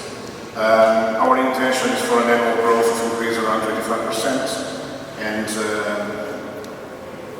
across all continents. Of course, yes, in Portugal, more direct to the European continent, also North Africa and North America. This is the historical accumulation of CS Wind. This is for onshore towers, which is till now one of the main business of CS Wind across the Asian factories. These more recent factories acquired in the United States, Turkey, and also Portugal will give a bigger number that I'll show ahead related with the offshore wind towers. We have produced most of the projects in the United Kingdom, where CS Wind also had a factory dedicated only to that market. Also in CS Wind Vietnam and CS Wind Portugal, also to Netherlands, and more recently 2020. So these numbers have a more slow increase compared to onshore, but will be a big factor in the next couple of years until 2030, due to the needs of the market, mainly in North America. Also, it's one of the main values for CS Wind and CS Wind Portugal also is the decarbonization and carbon neutral policy and all the investments possible to in parallel increase our productivity and also to be environmental friendly and contribute to this line change. This is an example that also is from the Vietnam factory with the solar panels, also our carbon neutral milestones defined by our chairman between 2021 and 2022 that were now reinforced for the next couple of years. And also in Portugal and all factories that we have in Adelio and Jorge, we also have installation of systems and a lot of optimization of technologies to reduce our footprint. A lot of investment on the optimization and the automatization of our processes. We are a heavy industry type of company, meaning that in each of our processes we can do optimization, not only to increase our productivity, to reduce our footprint, to reduce our agency risk, also we are going to do that investment. In this case, in our industry, more in welding, painting automation, and also in certification of our processes. In Portugal also we are already implementing all these automatizations in Adelio, and we are midway. Regarding CS Wind Portugal, in 2006, ASM was created in Portugal, totally dedicated to the onshore wind business that was growing at that time, finally in Portugal. For over 13 years, they fabricated towers to Portugal and not only, as also to Europe. In 2019, ASM management at that time decided to invest in an offshore wind business. Tower factory in the airport in the dedicated Saudi zone and created the ASM Offshore that was dedicated to the offshore wind towers.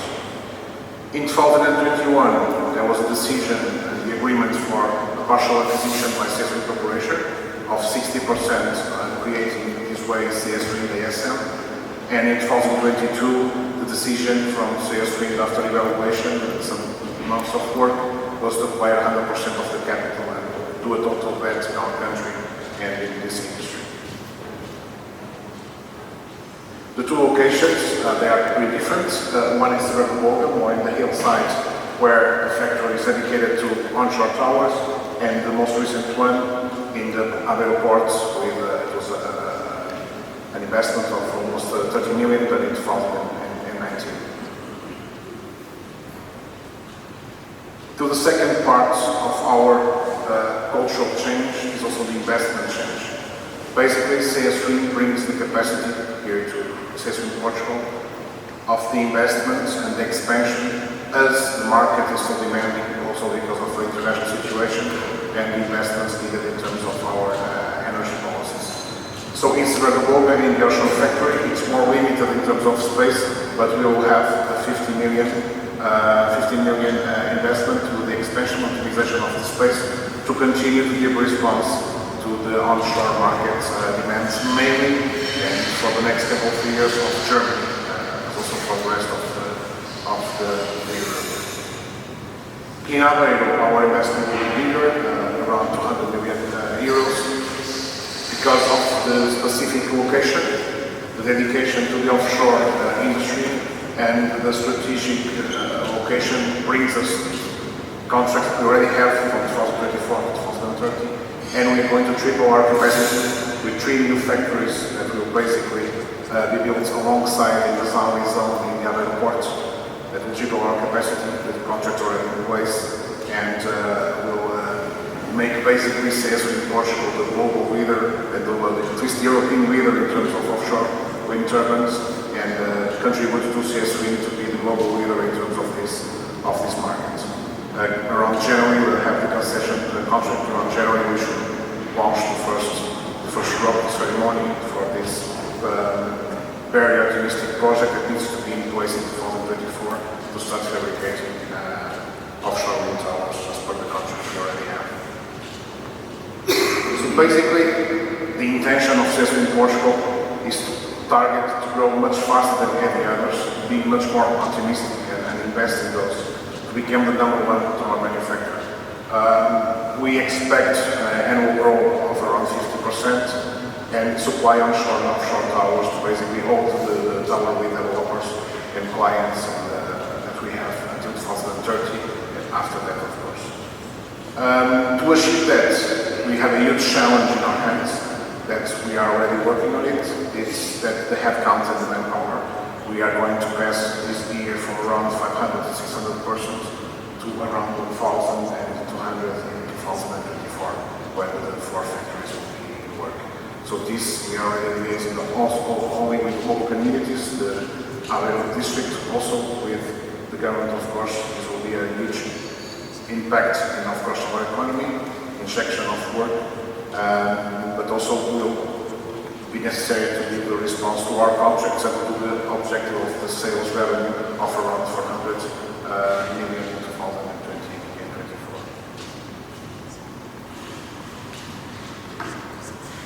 Like I said, prior to the investments, and this is one of the intentions that our management and we also decided to present here to show the culture approach of Portugal and Korea and all the personnel, is the PIP. The PIP is the productivity improvement prior to the investments. So basically, we give conditions to the factory, to the workers, optimization of their processes, proximity, reducing the distance between top management, mid management, and the shop floor, to show that we can do better even prior to the investment. And also, like I said, bring closer the layers of the manpower, hearing people, betting on the family, team building, and all this culture that CS3 brings to CS3 Portugal right now. This is just a graphic showing that in the PIP that we did in Amaral and also in Renewable, we could increase our number of outputs, our objectives almost double. In the case of offshore, we almost triple our results in those dedicated weeks. Thank you very much. I would like to ask you to conclude as much as possible. Thank you. So basically, I would like to share and to speed up a little bit. We have a video here that is easier to understand what is the factor and the the culture that CSW brings. I'd like to share this video. If you could activate.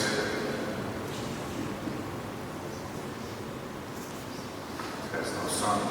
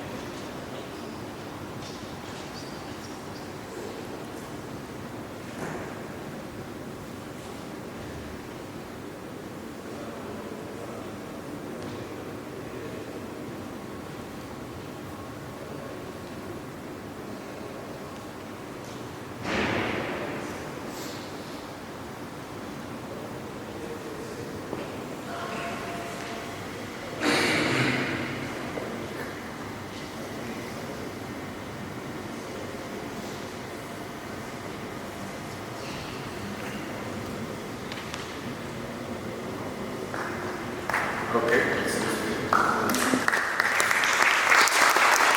Thank you so much for this overview of CSVs and of the relevance of productivity innovation.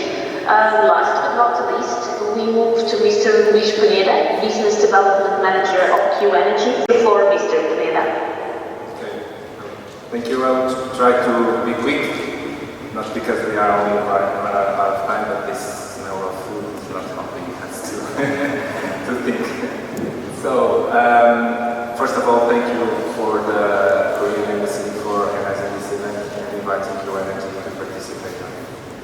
I will try to make a quick overview on the Q Energy operations in Europe and as well as in Portugal. So, first of all, Q Energy. Who is Q Energy?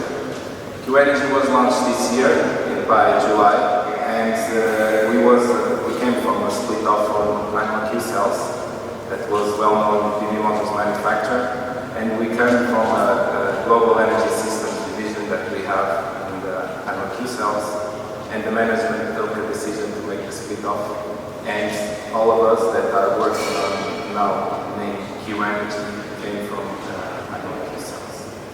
Q Energy is responsible to develop, construct, and operate renewable energy assets in multiple technologies across Europe. We are a sister company of Q cells, but we belong to Hanwha Group. I will not talk in detail about Hanwha Group because probably already are aware of the size of Hanwha Group, but I would like to focus on 2022 and how important this year was for us. 2022, we celebrate our 70th anniversary.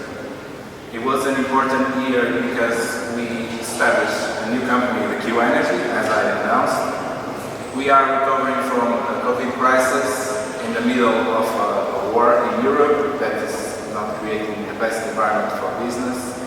And not the least, we were able to make important steps on the energy markets that I will detail in the coming slides. So, coming back to Q Energy and the operations in Europe. We have our headquarters in Berlin, in Germany. We are working as well in Italy, Netherlands, UK, France, and Iberia region.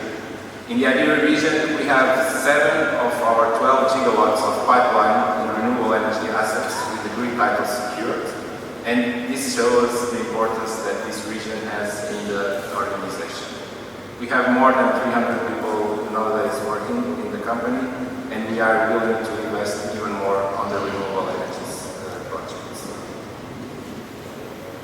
And since the subject is Portugal and Q-Energy is based in Portugal as well, we are here to talk a little bit why we choose Portugal and the country. I just mentioned a few topics that are important for us to take the decision at the time we decide to enter in the country. First of all, the ambitious milestones that the government has to achieve the goals that we have for 2030 with the National and Environment Climate Plan for 2030, as well the roadmap for 2050. These targets that were launched 3 years ago were now updated, and the government wants to increase even more the renewable energy integration in the grid in Portugal.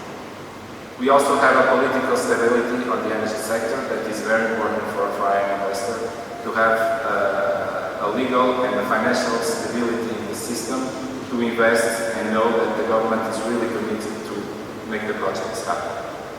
We have high education levels, where it's creating innovative technologies and some startups. I have the pleasure to discuss with Professor Adelio, some of them before the session starts, that we really have important assets in terms of people and engineers, at least I talk for myself, and from my background, good schools in Europe and in Portugal that are one of the best in Europe for engineering. We have also disruptive business models that in 2020 and 2019 we have the solar auctions in Portugal that introduced, was one of the first in the world to introduce innovative auction schemes. We have also renewable energy resource in terms of wind and solar. We have the last one but not the least, also the population is very willing to support the renewable energy transition and willing to move to a less fuel-dependent energy consumption in the country. Then, our operations in Portugal. We have 2 gigawatts of green titles secured with solar and energy storage. We are in the north of the country, we are in the center and in the south, so we have projects all over the country. We have invested and committed 100 million euros to the country. And one of the main concerns that we have in our projects is to involve as much as possible the local community and improve the local economy on those projects. We don't want to make a fly-in, fly-out projects. We want to really develop the local social and economics on the region. We are also looking for new opportunities. Some of them that were already discussed here, but also some of them that the recent green law that was allow us to run on the hybridization projects, as well as improving our projects that we already have. Then, these 2 gigawatts, we have 14 projects in the different business models and the different green titles that we were able to secure. We had 6 direct agreements where we have a protocol with the DSO where we are investing in the national grid in order to reinforce it and to inject our projects in the grid. We have 6 projects from the solar auction in 2020. We have 2 direct access grid titles. There is also another possibility that we have in the grid. These 14 projects and 2 gigawatts give us a strong position in the country, and we are nowadays one of the top developers in the country on renewable energy assets. From these 6 projects in the auction, we have, and since this is a public initiative, I would like to emphasize that we have 3 projects that already obtained the production license from the auction of 2022, and we hope to have the first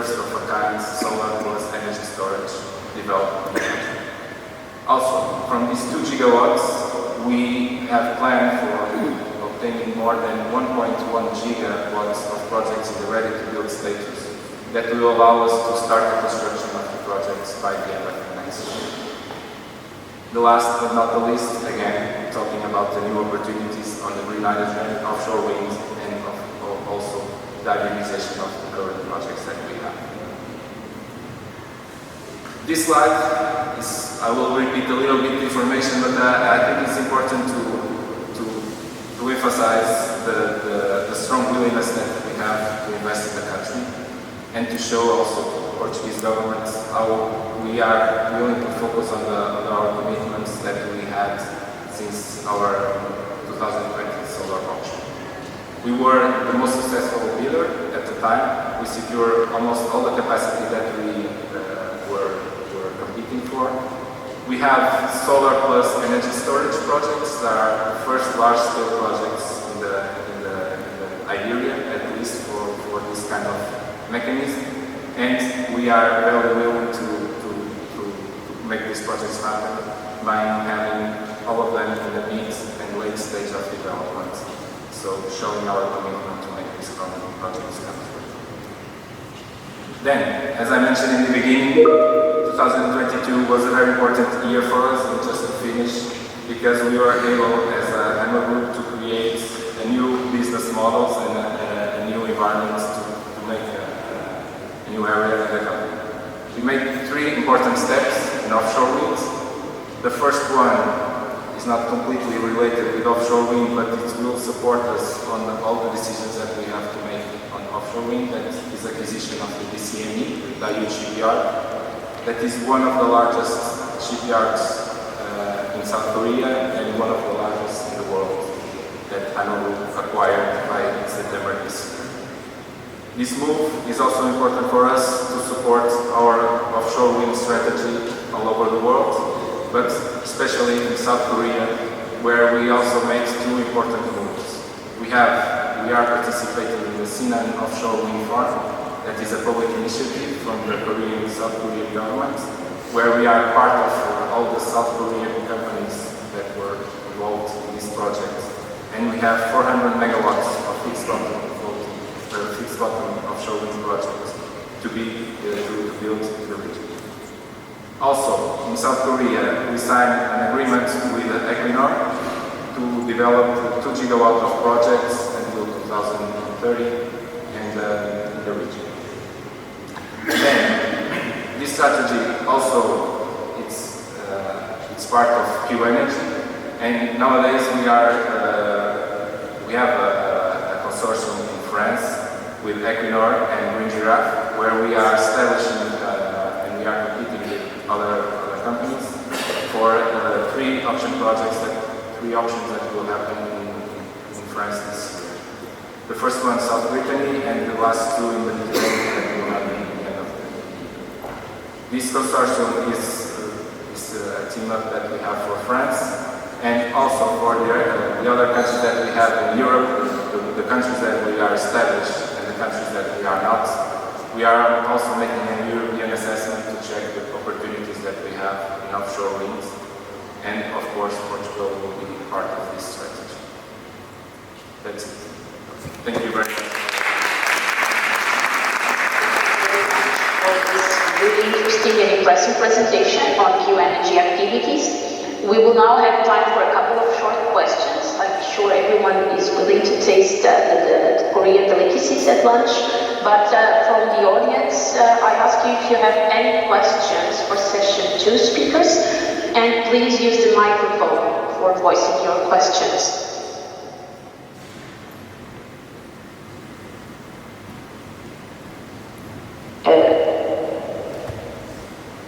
So let's see if we do have some questions coming in from the room. And if not, I actually have lots of questions, which I will not pester you with. I would just like to ask Ms. Isabel Cardoso if that we heard some concerns on Korea, on availability of area and the public acceptability on renewables and large-scale renewable energy projects. So my question to you regarding signage is, do you think this is a concern in ZILs, public acceptability and availability of land, or this is not a concern in ZILs? Thank you.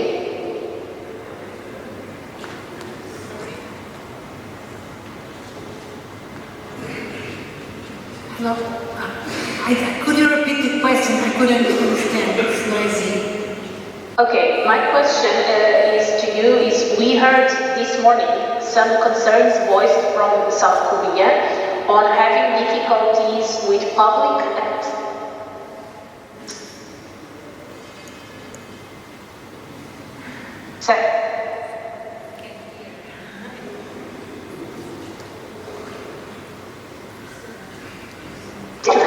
in ZILs, in cities, having enough room and people being able to access the projects. We had an interruption when we were talking, and we couldn't hear the end of the question because it's not stopped in the middle. Okay, I'll give it one last try. Can you hear me well now? Yes. So my question is, if you think there is a problem with having enough area of land available in signage, and if the public, the common citizens, if they are finding these developments acceptable or not? Yes, of course. We actually we manage ZILs has 2,400 hectares, which will be enlarged these days. It was already there were some areas that were from public and from ICNF and from APA that passed to our to under Yeongmoo's property, and we hope that next Friday we'll sign the agenda of our Azevedo Park's contract of management of the land. So, because it's true, we have no more with the 2,400 hectares. We have no more land available for big projects. Most of these ammonia and nitrogen projects need 20 hectares plus 20 hectares for expansion, and we had not available more area to welcome these projects. So it will pass around 7,000 hectares. One area within the plan of urbanization of ZILs, so we can dedicate that area to industrial projects, but also additional area where we plan for energy, renewable energy, to produce, to supply to the industrial projects. In what concerns to the people that live in the area, we have been working a lot in the responsible and the corporate responsibility of the company, and we do the forest management. We have environmental monitoring plan. We were the first industrial zone to have it in Portugal, and we make air we collect the air, we collect the water to see if it's okay. We have mitigation plans, and we belong to the Sinj community, and we have a good relation with the population, and I think they are used to seeing this as industrial, and we don't have problems until now about that. I hope I have an answer to your question. Yes, you did. Thank you so much. I would like to thank you all for the inspiring talks and presentation. We now close session 2, and I'm sure more information exchange will take place during the lunch break. Thank you very much.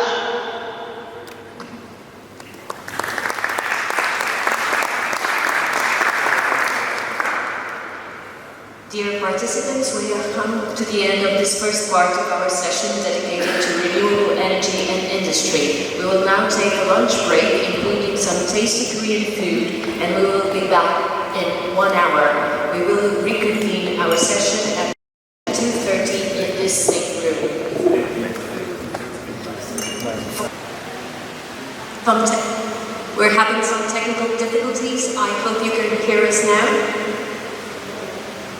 Yes?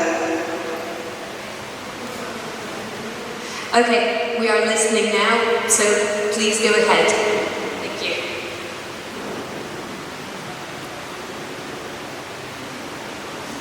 Okay. John, please start. Yes. Hello, good afternoon, everybody. In this very strange Lisbon, because we are under this severe weather, it was not possible for me to reach the venue of the conference. I'm so sorry. I'll try to do my best here via Teams. So we are going to discuss a lot, I hope, about this first panel on circular economy and this Coreia-Portugal conference.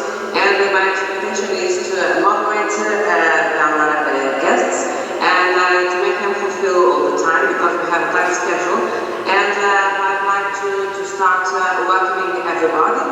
Very sorry for not seeing you, but anyway, just a few thoughts I'd like to share with you about circular economy in Portugal and the experience of our society regarding this issue. Well, I really do believe that circular economy is much more than policies, much more than regulation frameworks.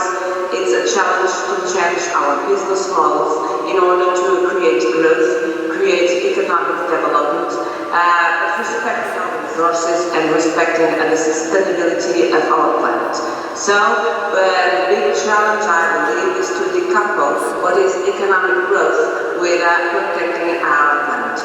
So, saying this, I must also say that in Portugal, I think we have started to implement circular economy about 26 years ago when the first PRO company, the first Producers Responsibility Organization was created and started to operate on an extended producer responsibility concept. And it has been very challenging for our society to, with our partners, implement all the system of recovering packaging in Portugal. We work with a lot of materials, but especially we work recovering packaging from plastic, paper, glass, and metals. So 26 years of work. We have the severe targets to achieve. In Portugal nowadays, in packaging waste, we have reached the target of 60% of recovery in packaging. In 2022, we also believe that we are going to reach this target. But really, and from our point of view, we have a lot of challenges beyond us. And the big challenge which I think we have to face is these new standards that we have to fulfill in Portugal and also in the European community. It will take a big effort for everybody on this value chain to reach those very ambitious standards. And in the other hand, I think we have to foster innovation in order to get more and more packaging, in order to get much more raw material that will be very, very, very important to face this crisis and to face the need of the consumption to have new material for new packaging. So we also have to involve much and much more the consumers and the citizens in all this process of circular economy. We have to explain much more and more. We have to comply and we have to compromise everybody with this circular economy concept, which is really very important for everybody to reach their objectives. I think that this afternoon we'll have the opportunity to change experiences both in Portugal and in Korea. And I hope that our discussion and our guests will bring us very interesting experience. We are going to talk about very important issues and especially issues that are on our agenda today. And I think that everybody has the notion that we have to act now regarding the implementation and the action taken for circular economy. So I'm going to present our guests. we are going to have in this section 3, in the first panel, we are going to have Dr. Jorge, Ph.D., Director of Division of Resources for Resource Circulation from Korea Environment Institute. And after that we also have Dr. Yeongmoo, Ph.D., Head of Net Zero Business Department for the Pseudo-Core Landfill Site Management Corporation. I'm so sorry if I can spell correctly the names in Korean, but anyway, I think that we should start now, and I'd like to invite Dr. Jorge to start his presentation. The floor is yours. I was just asking you for respect your 30 minutes for the presentation. Thank you very much.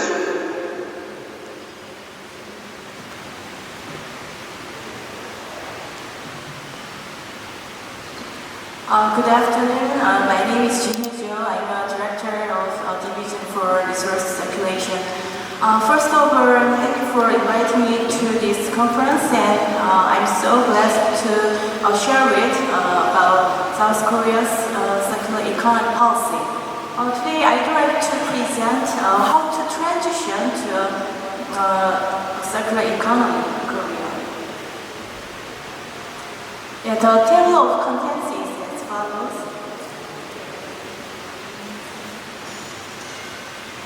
Under the linear economy, lots of waste have been generated, causing various environmental and social problems. It also significantly impacts climate crisis as processes from mining natural resources to production, consumption, distribution, and disposal of products emit lots of greenhouse gases.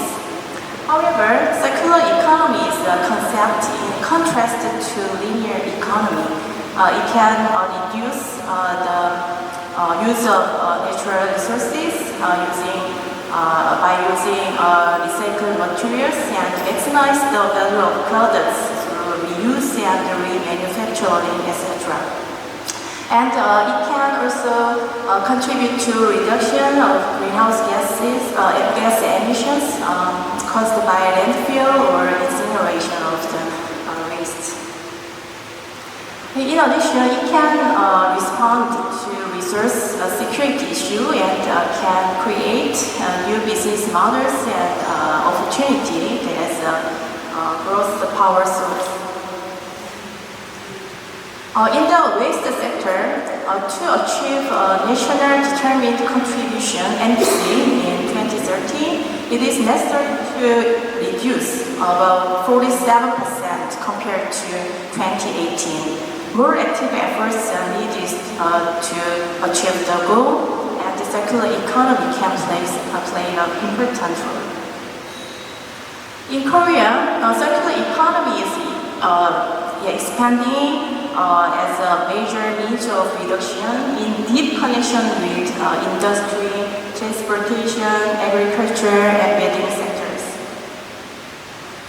As shown in this figure, it can reduce the GHG emissions not only in key industries such as steel, plastics, aluminum, and cement, but also building and mobility sectors. Korea declared carbon neutrality by 2050 in October 2020 and announced a 2050 carbon neutral strategy in December of that year. Scaling up the circular economy was suggested to improve industrial sustainability, and it was reflected in Korean Green New Deal second version. It emphasized the need to make circular economy a reality. And especially last year, the Korean Circular Economy Implementation Plan was announced. This plan suggested the policy direction and strategy by 2050, and it aims to cut waste in the production, distribution, consumption, and recycling processes. It promotes the establishment of legal framework for accelerating the transition to a circular economy. So, act on the promotion of transition to the circular economy society is pending in Parliament. And this year, Korean government policy task include a circular economy too. From now on, I'd like to present the more detail of circular economy implementation plan because it is a representative plan in Korea. In the past, resource circular policy focused on the post-management of waste, but from now on, it emphasizes the innovative materials to substitute natural resources and production and consumption of sustainable products. And to accelerate the transition, we need lots of various kinds of supporting measures such as technology, green infrastructure, environmental information, standards, certification, and governance, etc.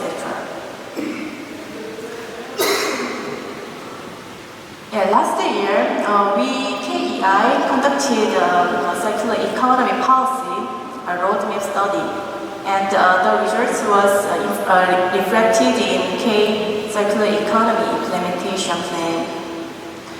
We operated the forum and summit together with Korean government and key stakeholders. I think the cooperation and participation of various stakeholders are so important for more successful transition to circular economy society. The implementation plan consists of 3 pillars, such as managing the entire resource cycle, implementing circular economy policies, and monitoring implementation. The first one is to manage the entire resource cycle, such as reducing waste itself. It is first one, and reducing renewable materials, producing and consumer sustainable products, fostering reuse, remanufacturing and recycling, and expanding the use of recycled material. So it is so important to construct the closed-loop system.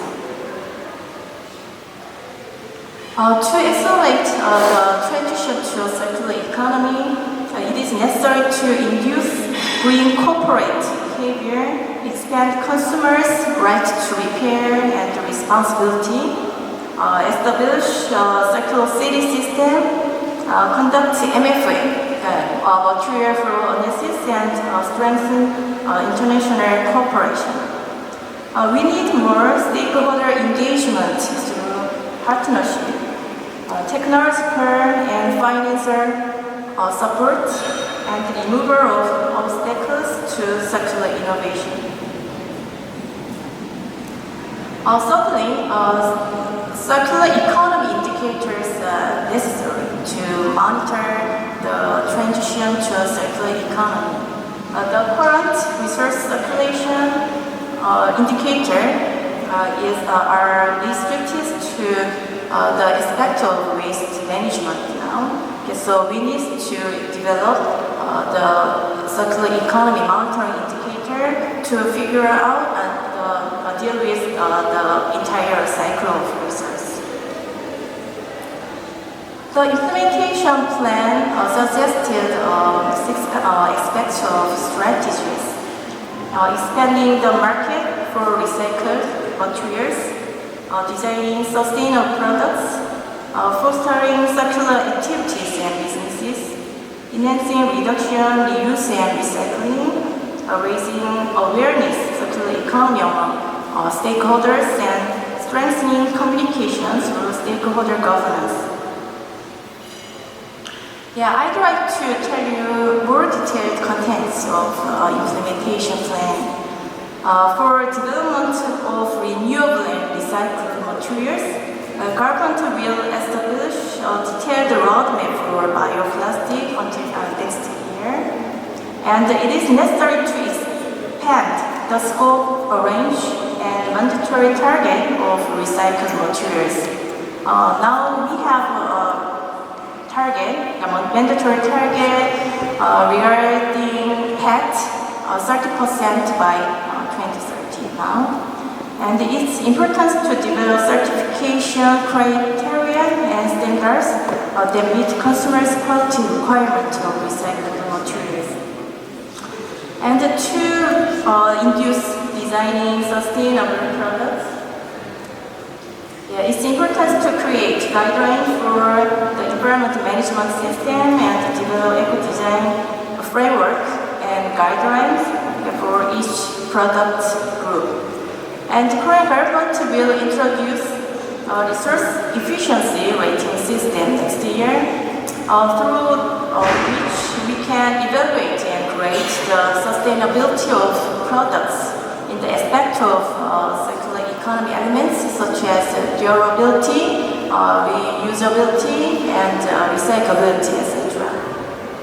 And the eco-design products need to have market competitiveness.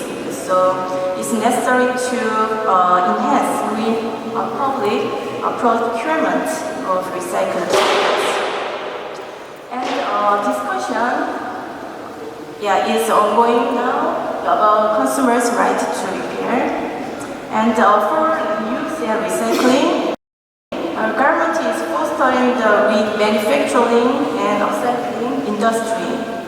And we are establishing urban mining of electronic waste and chemical recycling of plastic waste such as pyrolysis. And government is supporting the use and recycling of solar panels and EV used batteries especially. And supporting information and financing is so important to accelerate. So MOE, the Ministry of Environment, is enhancing eco-labeling of products like this. And it is requiring recycling rates for packaging and products. And it's important to conduct material flow analysis with digital technologies, for example, AI, IoT, and deep learning for tracking, tracing, and mapping of resources. And the government is promoting circular activities such as green finance and tax relief for circular activities. It's necessary to develop circular economy monitoring indicators such as resource productivity and recycled material utilization rate. And we will preparing for management of digital platform for integrated material flow data of circular resources. And the implementation plan selected package plastic, packaging plastic, textile, electronics and ICT, batteries and vehicle, food, construction and buildings as key priority areas of circular economy. For packaging, it's important to strengthen producer responsibility for over-packaging especially, and government is support reusable packaging and container in food delivery and online shopping. In case of plastics, we will introduce production ban and restrict use of single-use plastics. And it's important to promote responsible consumption of eco-designed products made with recycled materials. For textiles, government is developing eco-friendly and recycled fibers, and it is preparing to introduce EPR scheme and establish a circular fashion platform for textiles. For electronics and ICT, Firstly, it's important to enhance sustainable product design, and government is trying to support right to repair initiative and EPR take-back schemes for recycling. For battery and vehicles, government is expanding the center to support industrialization of used secondary batteries, and it's important to establish inspection system for more efficient safety and performance evaluation. For food, we need to eliminate food loss first, and then government is fostering biogas production using food waste with sewage sludge and manure together. And in case of construction and buildings, it is necessary to enhance recycled contents and promote construction and demolition recycling for high quality recycled materials. Globally, to address plastic pollution, new UN treaty was adopted in March of this year. This new treaty should include legally binding elements, address the full life cycle of plastics.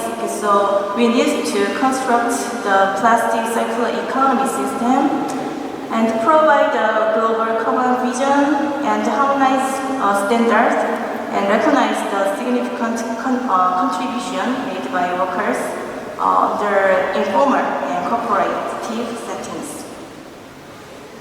Korean government is also promoting strategies or policies to make a plastic circular system.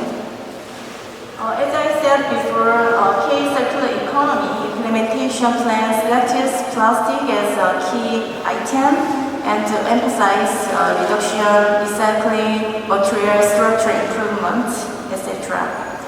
And 2 months ago, government announced life cycle plastic-free measures with these goals.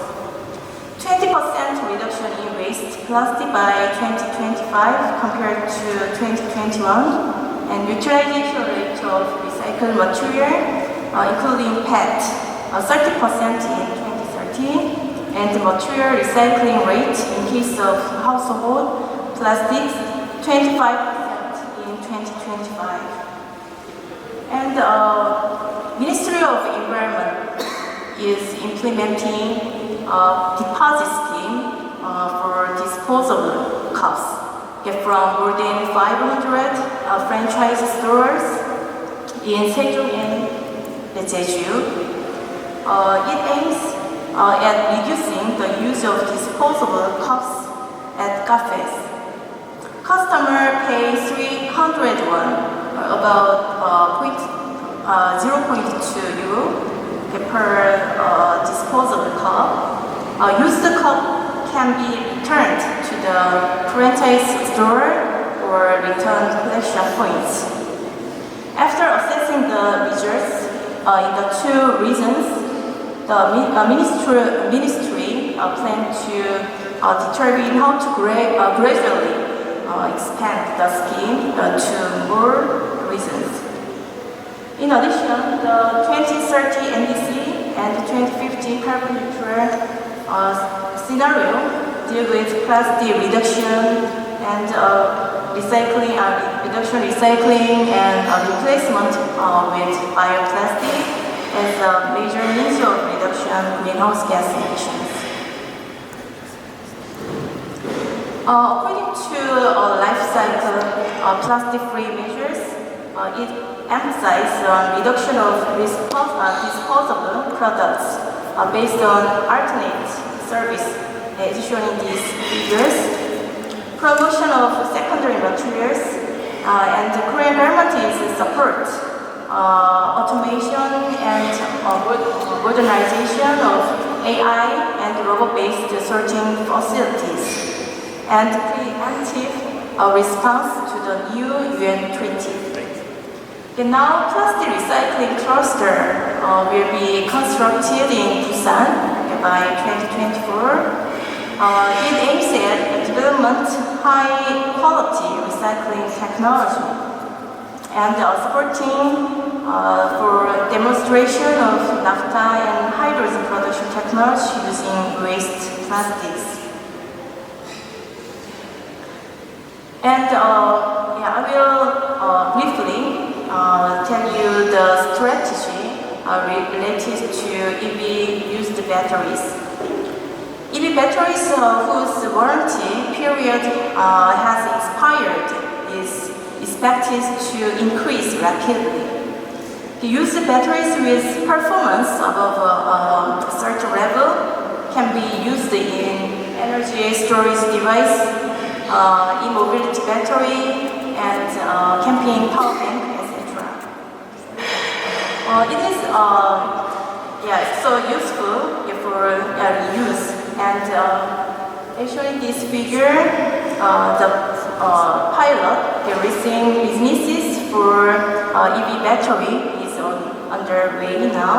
And after reuse, it's necessary to recycle in the aspect of resource recovery. This year, government announced two kinds of main strategies and plans.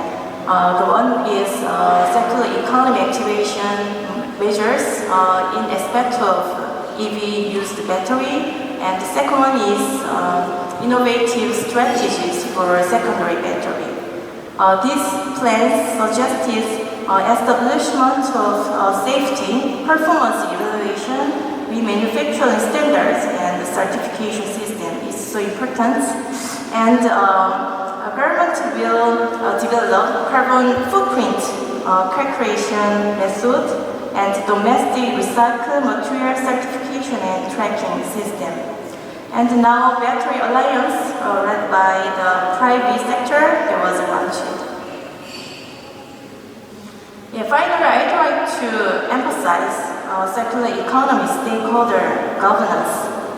Because the participation of industry and civil society is so important from the circular economy policy establishment stage. So it is necessary to present the roles of government, industry, and civil society.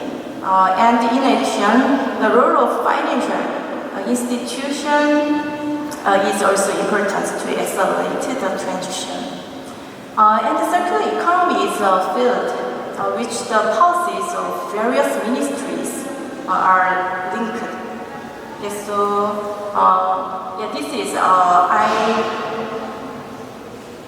I took plastic as an important example.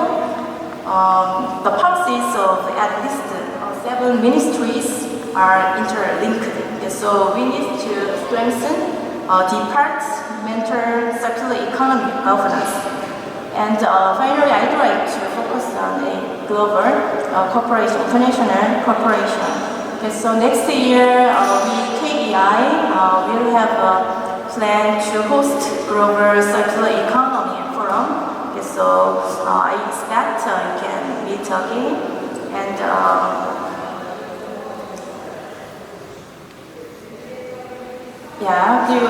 I hope a circular economy can contribute a more sustainable society for our next generation. Thank you so much.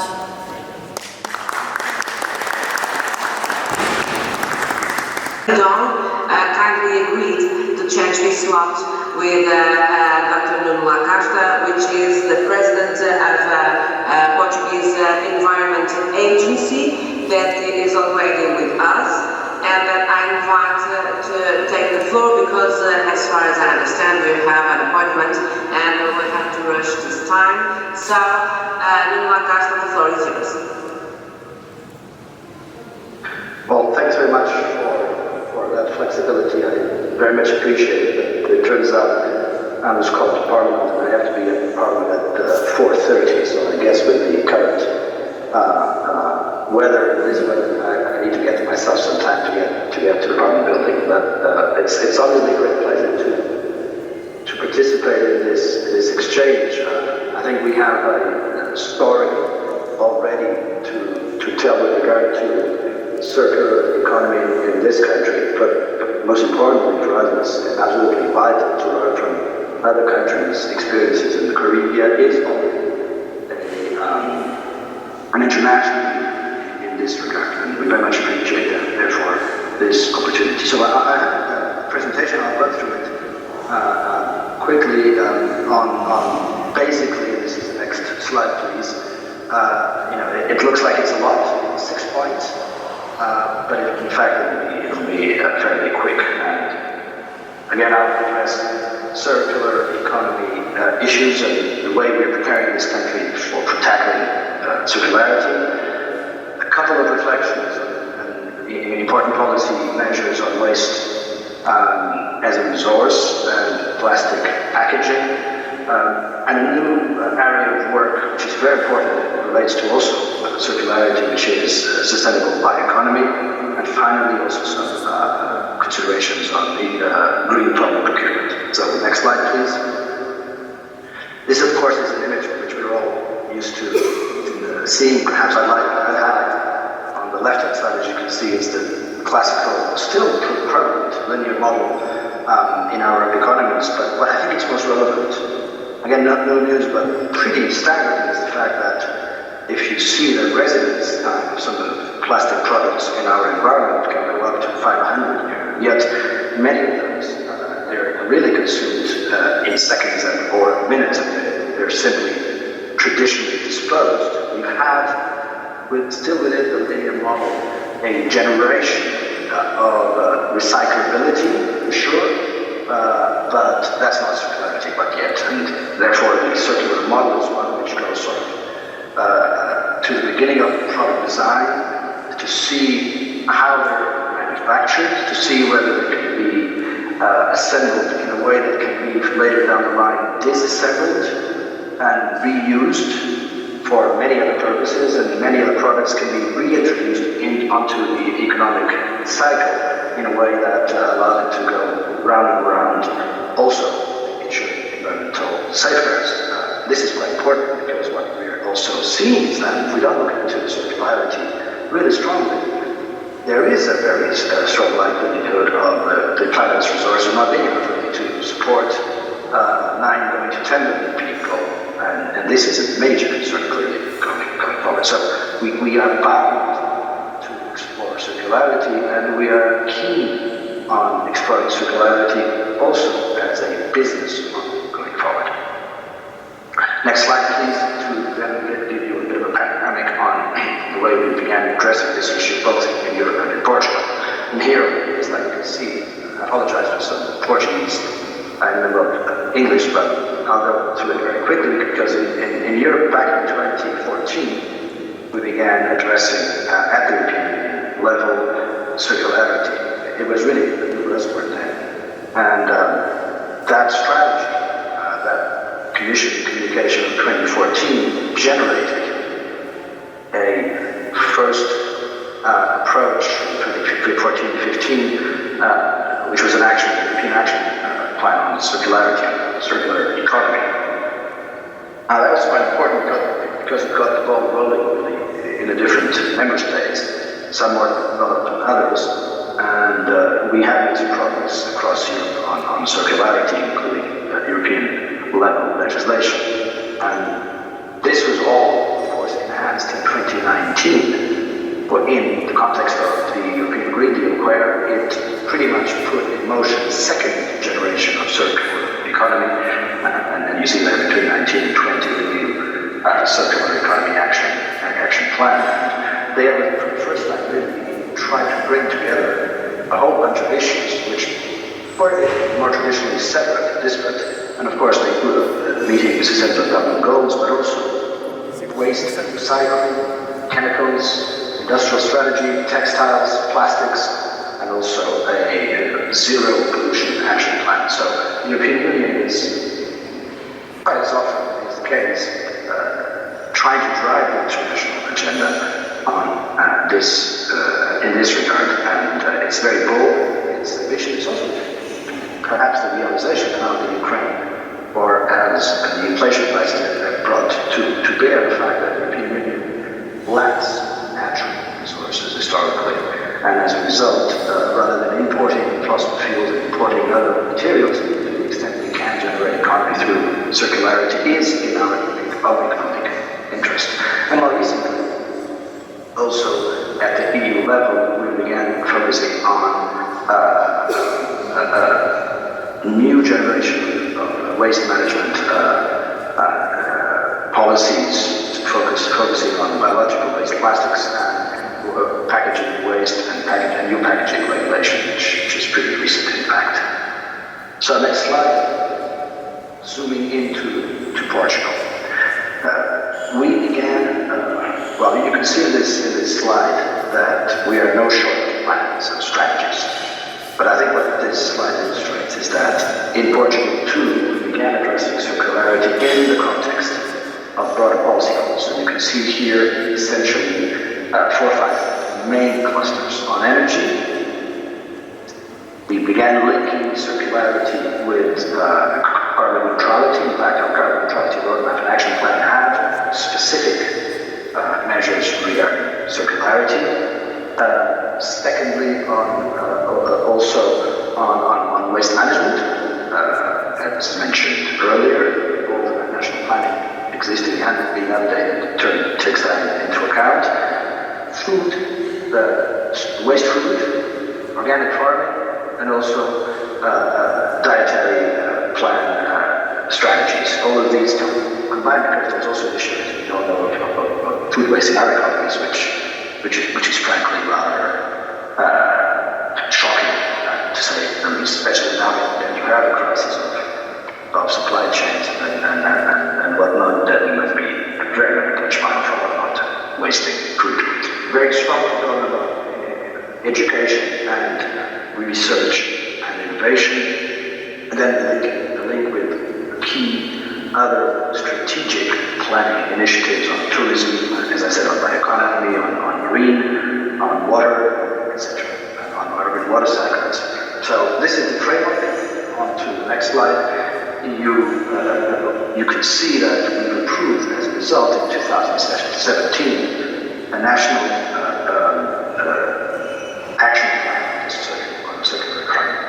It was essentially a high-level document which pretty much got the ball rolling, and we also teamed up with a few other European countries, most prominently Holland, with whom we worked very closely to put on the ground several different measures.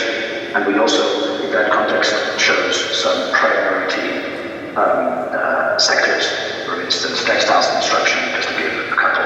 We did a lot of partnerships between the state and multiple stakeholders so as to start seeing the opportunities of circularity in our economy. And these many initiatives, I think, were indispensable, were really the way to get things moving. But of course, we had to do a midterm review, and we did that last year. We came to realize that, as I mentioned here, that overall, Portugal's economy is performing below the European Union average on circularity. This is because we still have a pattern of linear, but that is, in some areas, overly reliant on natural resource use rather than natural resource reuse. And therefore, the news is an economic opportunity in waiting, which must be seized. But of course, there are also challenges to overcome. With this in mind, next slide, please.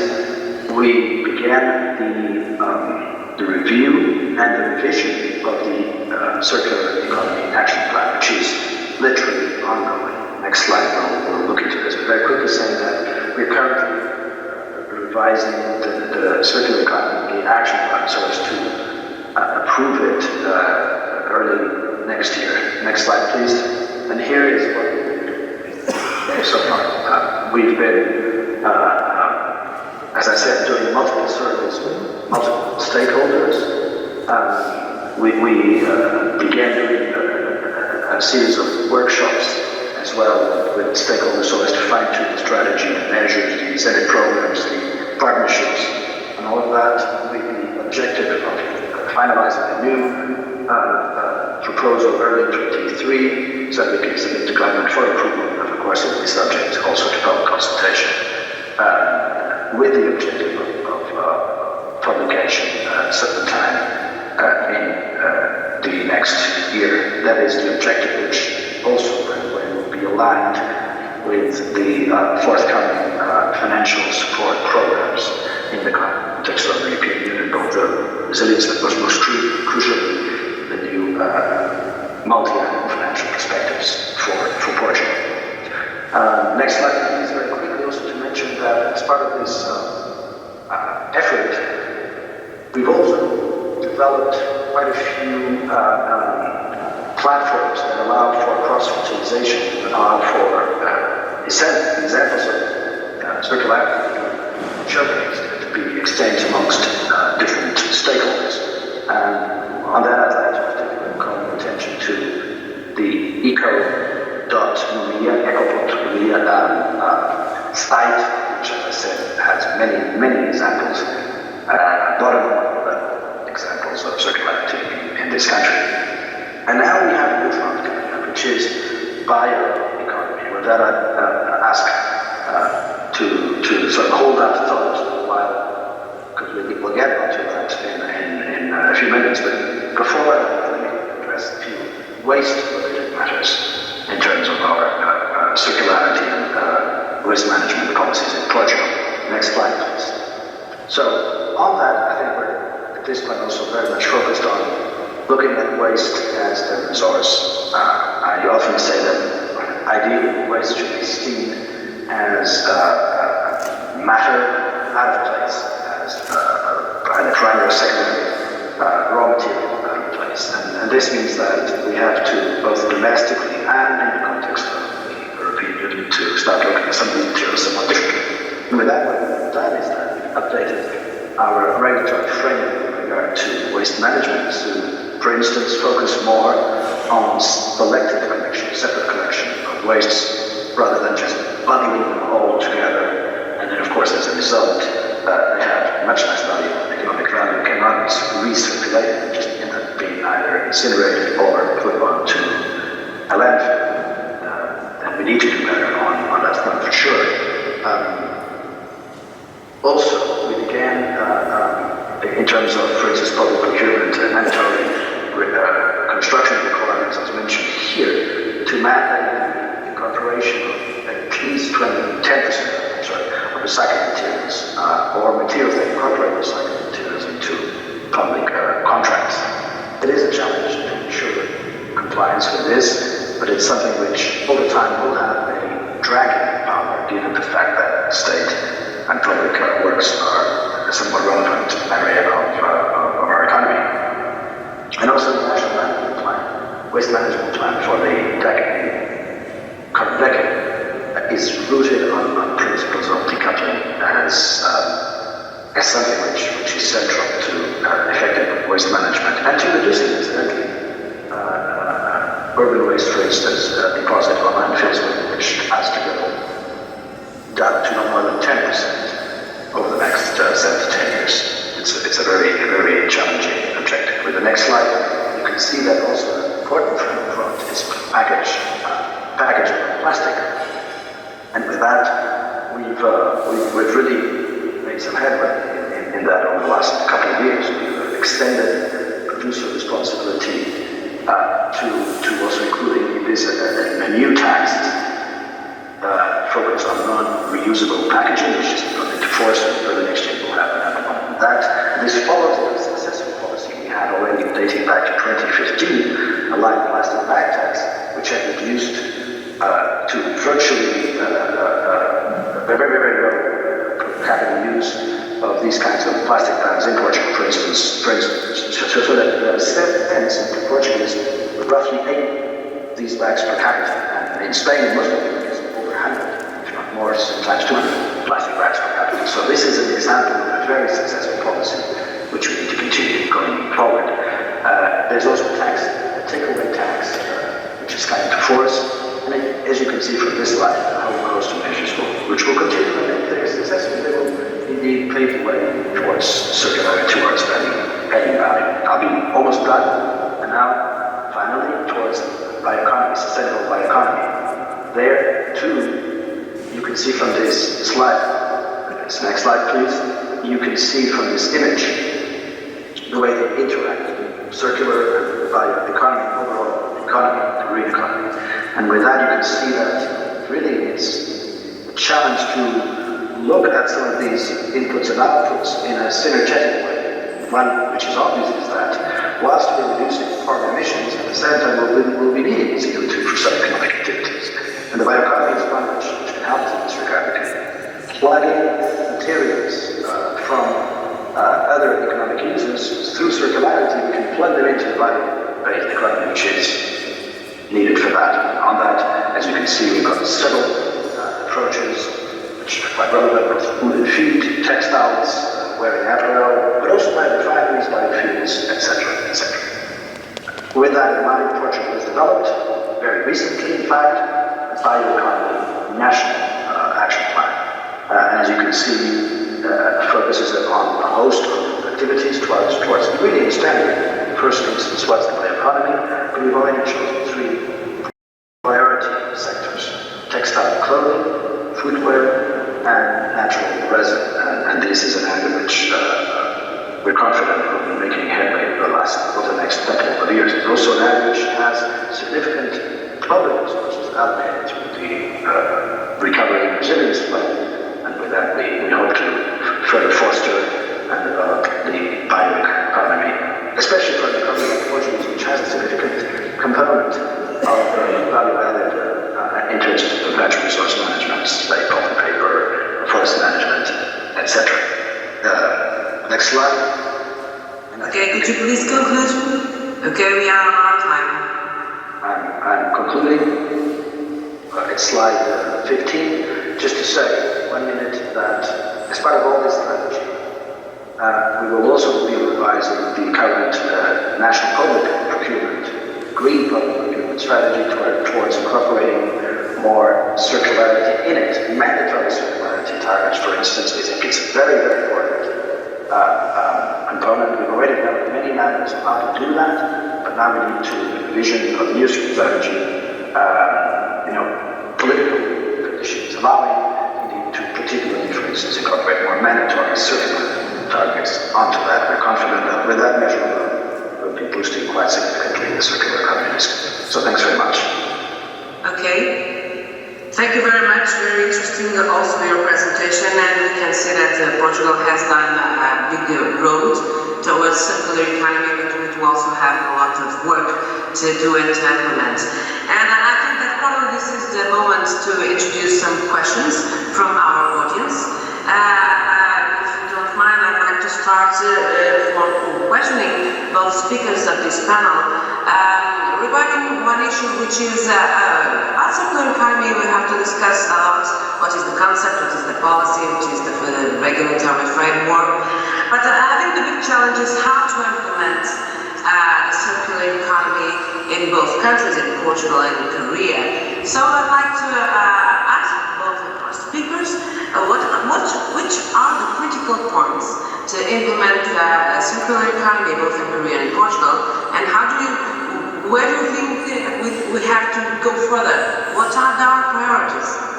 So, Dr. Natasha, Dr. Georgine Hyde,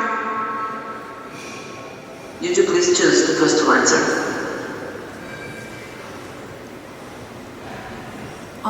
Thank you for your question. It's so important, I think. Actually, first of all, I'd like to tell you that we should go to circular economy society, and the Korean government made a foundation and the basis of policies to go to circular economy, and fortunately, Korean global corporates are so interested in ESG management in connecting with circular economy. But there are lots of bottlenecks obstacles to go there because we are starting and the policy is in progress now. The major issue in Korea is the lack of methodology or certification system. Next year, Korean government will introduce a resource efficiency rating system, but we need to make how to measure durability, recyclability, and repairability of products, etc. So we need to develop the methodology, and it's important, I think. Okay, thank you very much. Dr. Luís would like to comment? Sure. First of all, I fully agree that we need to measure in order to be able to allow materials to go back into the economy. And there's definitely a challenge. A lot of these materials that traditionally were not measured for this purpose. They were measured as waste, and they go for another purpose. And for instance, for financials to come in and then price the assets and then to share that amongst the value chain it's a challenge which we're all facing. So that's one thing. Second, as I mentioned earlier, the issue of declassifying waste, turning it into secondary raw material, or for that matter, any kind of material that can be reintroduced into the economy is a big challenge.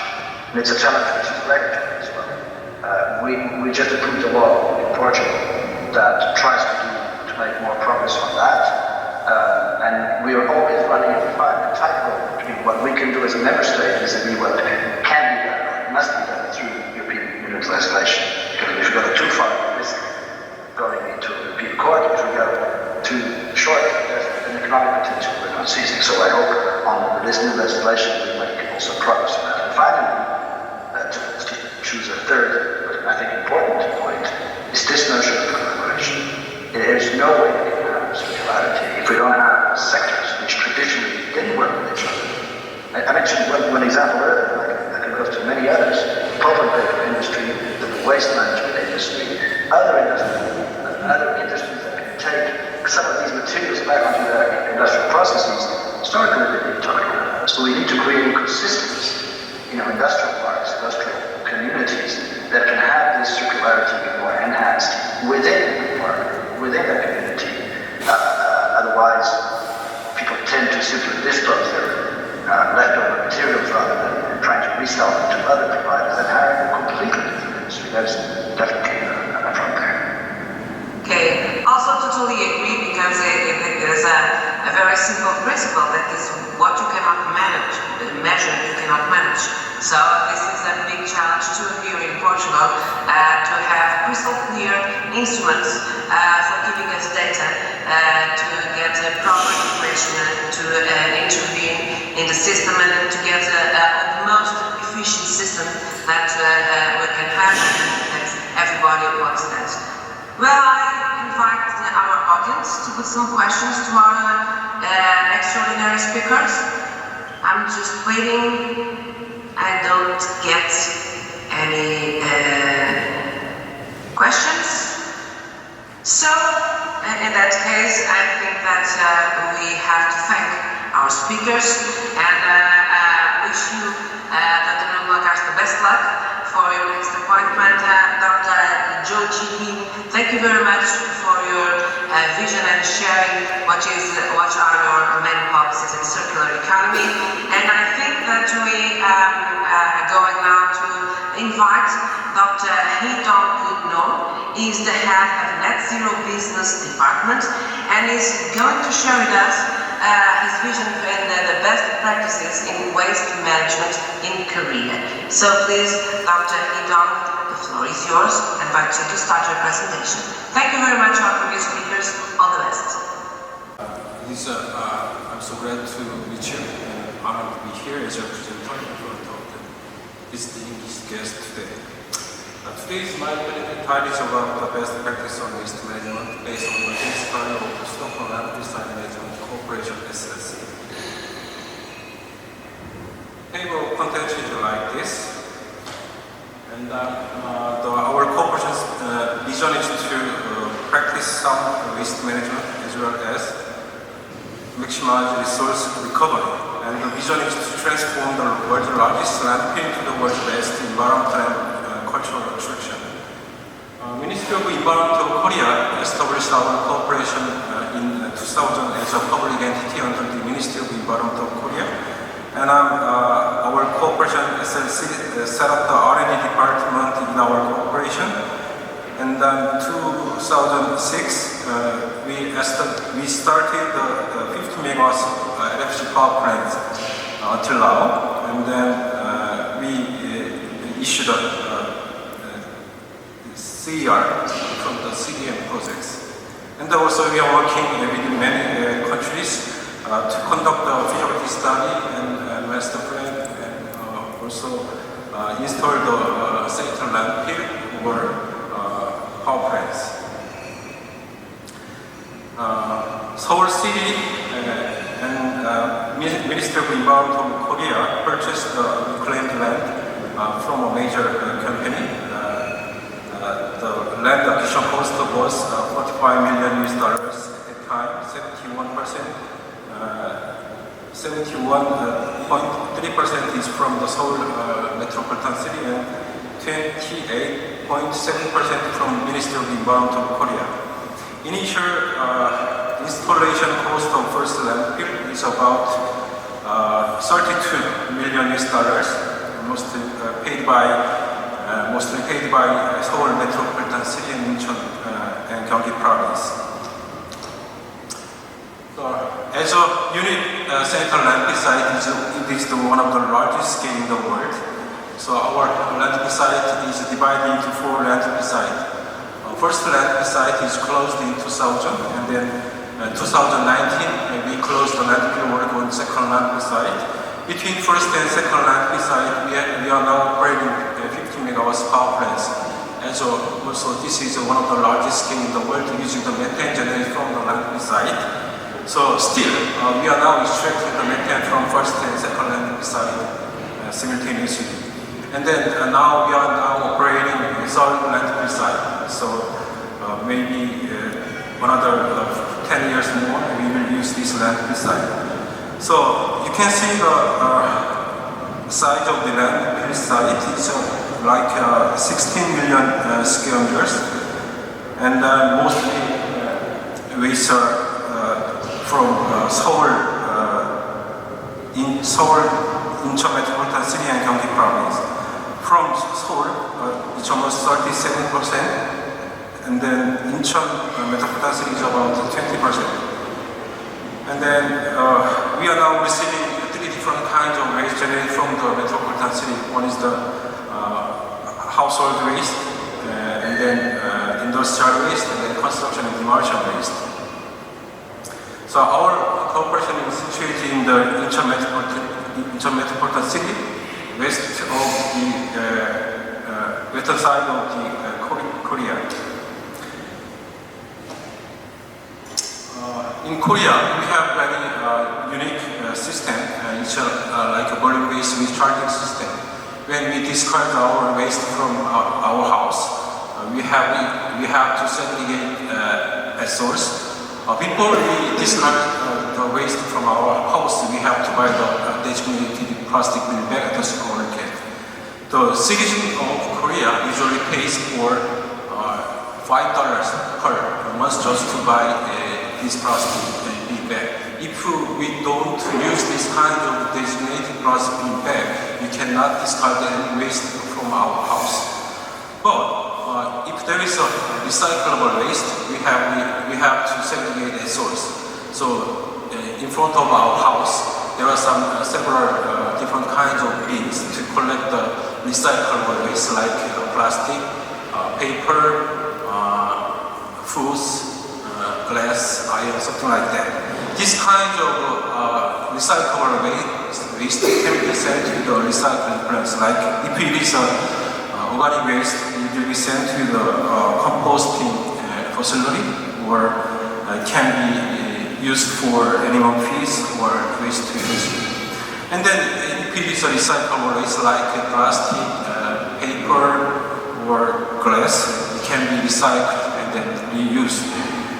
As I already mentioned before, if if there is unrecyclable waste, we have to buy the plastic bag. Such a kind of unrecyclable waste will be put in this kind of plastic bag. This kind of waste can be sent to our landfill site. Our corporation's main aim is to treat this kind of waste, unrecyclable waste. So, the main profit source of our corporation for operation and management, the tipping fee is very important. So tipping fee varies from the characteristic of the waste. If it's the municipal solid waste, the cost is like $60 per ton. And then if it is a construction and demolition waste, it's like $85. And then if it is an industrial waste, vary from 226 to $117 per ton. This kind of money will be used for operation and management of our landfill site. I already mentioned about that in the initial stage. The government supported some subsidy to install the infrastructure of the landfill site. So now, because now we have the main profit source from the tipping fee, we don't need any support from our central governments. So, and then also we have additional profit source from the LFG sales, CDM credits, and then gas station profit, something like that. This kind of money will be used for finding new projects. A long time ago, there was an unsanitary landfill site also in Seoul metropolitan city. The name of this landfill site is Nanjing Unsanitary Landfill. The time of this landfill, open dumping site, and then just the operation period is from 1978 to 1993 for 15 years. And then scale is like this 19.8 meters height, and then the total volume is like 2,700,000,000 square meters. And then there were so many problems because most of the waste couldn't be treated properly and cleanly. So there were so many environmental problems like leachate, some dust, insects, and then many scavengers to work on the landfill site. As you can see these pictures, as far as I know that there were almost 2,000 people who were working on the landfill site to collect the recyclable waste like plastic, glass, something like that. And then also there was some clay, and then, so methane will be emitted into the air, and then there were leachate problem, and then also there were spontaneous fires from the landfill site. As far as I know, that there were almost 2,000 times of spontaneous fires in this landfill site. So our government changed the land waste management way as a sanitary way. So after loading the waste, we cover the soil daily in these days. And so after 4 p.m., you cannot see any waste on the landfill site because we cover the soil daily. And then because of methane, there was spontaneous fires like these pictures. And now we are extracting and collecting the methane from the landfill site to generate electricity. So I already mentioned about that this is one of the largest scale landfill power plants using the methane generated from the landfill site. So we, after making the electricity, we sell it to the Korea Landfill Power Corporation. It can be the additional profit source of our corporation. And then also our corporation has made another vision to change our landfill into park. Based on the law, our corporation raised the funds for the residents, and they manage the funds. And then also we are now working with the residents who are living near our landfill site. So residents council member, responsibility is to discuss convenience facilities for residents and discuss support projects for residents and so on. So we are now giving some support to the residents who are living near our land side. 10% tipping fee, like $23 million per year, will be given to the local residents who are living near our land side. This kind of money will be used for the regular medical checkup for residents and scholarship for students, and then sometimes we can construct some community centers for residents, something like that. This is the real picture done by our corporation.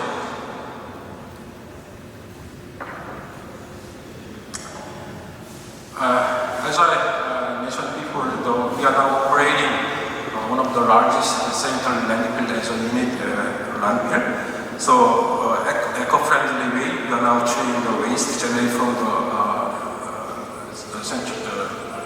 Seoul, Incheon metropolitan city and Gyeonggi province.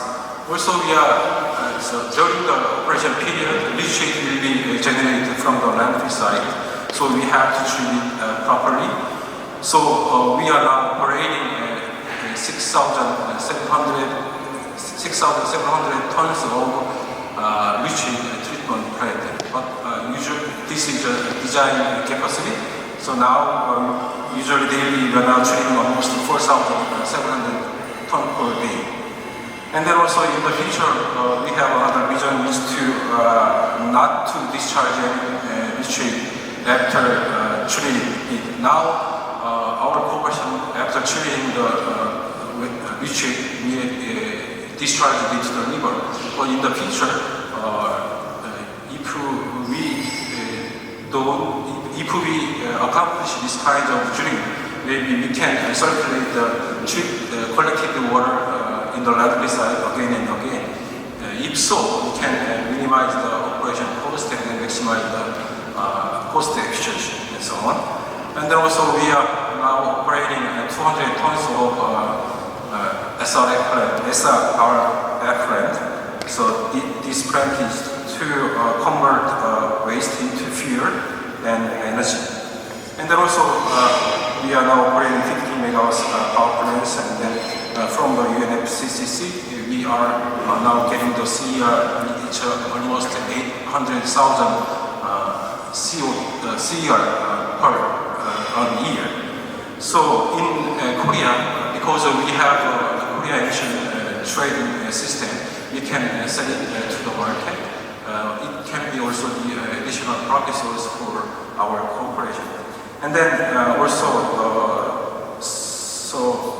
we are now operating sludge recovery plants. We have first and second phase sludge recovery plants. So totally the design capacity is about like 2,500 tons per day. So also after making the sludge, the main purpose of this plant is to turn sewage sludge into fuel. And then also we are now using the food effluents to generate methane from food effluents. So daily we are now receiving 500 tons of food effluents from the Seoul and Incheon metropolitan city to generate methane. So after making the methane, we will send this methane into the sludge recovery plant to use this methane as another renewable energy resources. So waste carrying vehicles have to pass through the weight bridge. So we can collect all of the information, what kinds of waste are coming, and then how many tons of waste are coming, and then where these waste are from, something like that. Based on this kind of data, we can try to compete to the local governments. I already mentioned about that. this money, tipping fee, can be the main profit source for operation and main management of our corporation. So this is a cross-section of the landfill site. So before unloading the waste, we have to make the infrastructure of the landfill first. After that, we can unload the waste. One layer is 4.5 meters waste, and then 0.5 meters soil. I already mentioned about that. Daily we are now covering the soil. So after fulfilling, we cannot see any waste. And then during the operation period, we can collect the methane. So for example, on second landfill site, we have 699 gas collection pipes. From the this gas collection pipe, after collecting the methane from the landfill, we can send it to the 50 megawatts power plant to generate electricity. This is a mutual treatment pipes. I already mentioned about that. So you can see the pictures. So original mutual is so dark like that. There were also pollutants. So after treating and two different kind of process, we can discharge it to the river. Because our corporation is a public entity under the Ministry of Environment of Korea, we have to abide by the law and regulation of our governments. So treated water cannot be harmful to the human beings and aquatic life. So we don't have to worry about that from the treated water, even if we discharge it to the river. And then I already mentioned about that we are now operating 50 megawatts power plants. So from this kind of activity, we can sell 100,000 billion kilowatt hour per year, and then we can supply. We can get the CR from these projects. It's about 800,000 ton per year. So I already mentioned about that. We can sell it to the Korea emission trading market. And then also from the electricity sale, 35 million Korean won per year can be the additional profit source of our corporation. Also, we are now working with other many countries to conduct a feasibility study, master plan, or to construct a new central landfill in other countries and so on. This project was done by our cooperation with the World Bank, funded by COICA, and the project was a joint study on solid waste in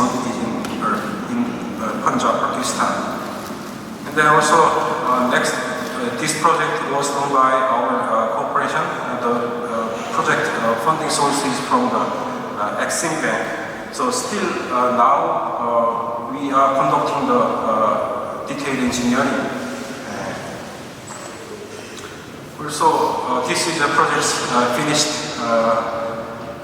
in 2015.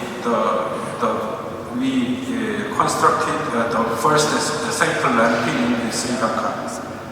And then the project period is from 2008 to 2015. And then the role of our cooperation is to dispatch the engineers to transfer our know-how and technology. And then after constructing the landfill site, also we dispatched 2 engineers to years. Sri Lanka to transfer our know-how and experience. So this pictures was done by our corporation.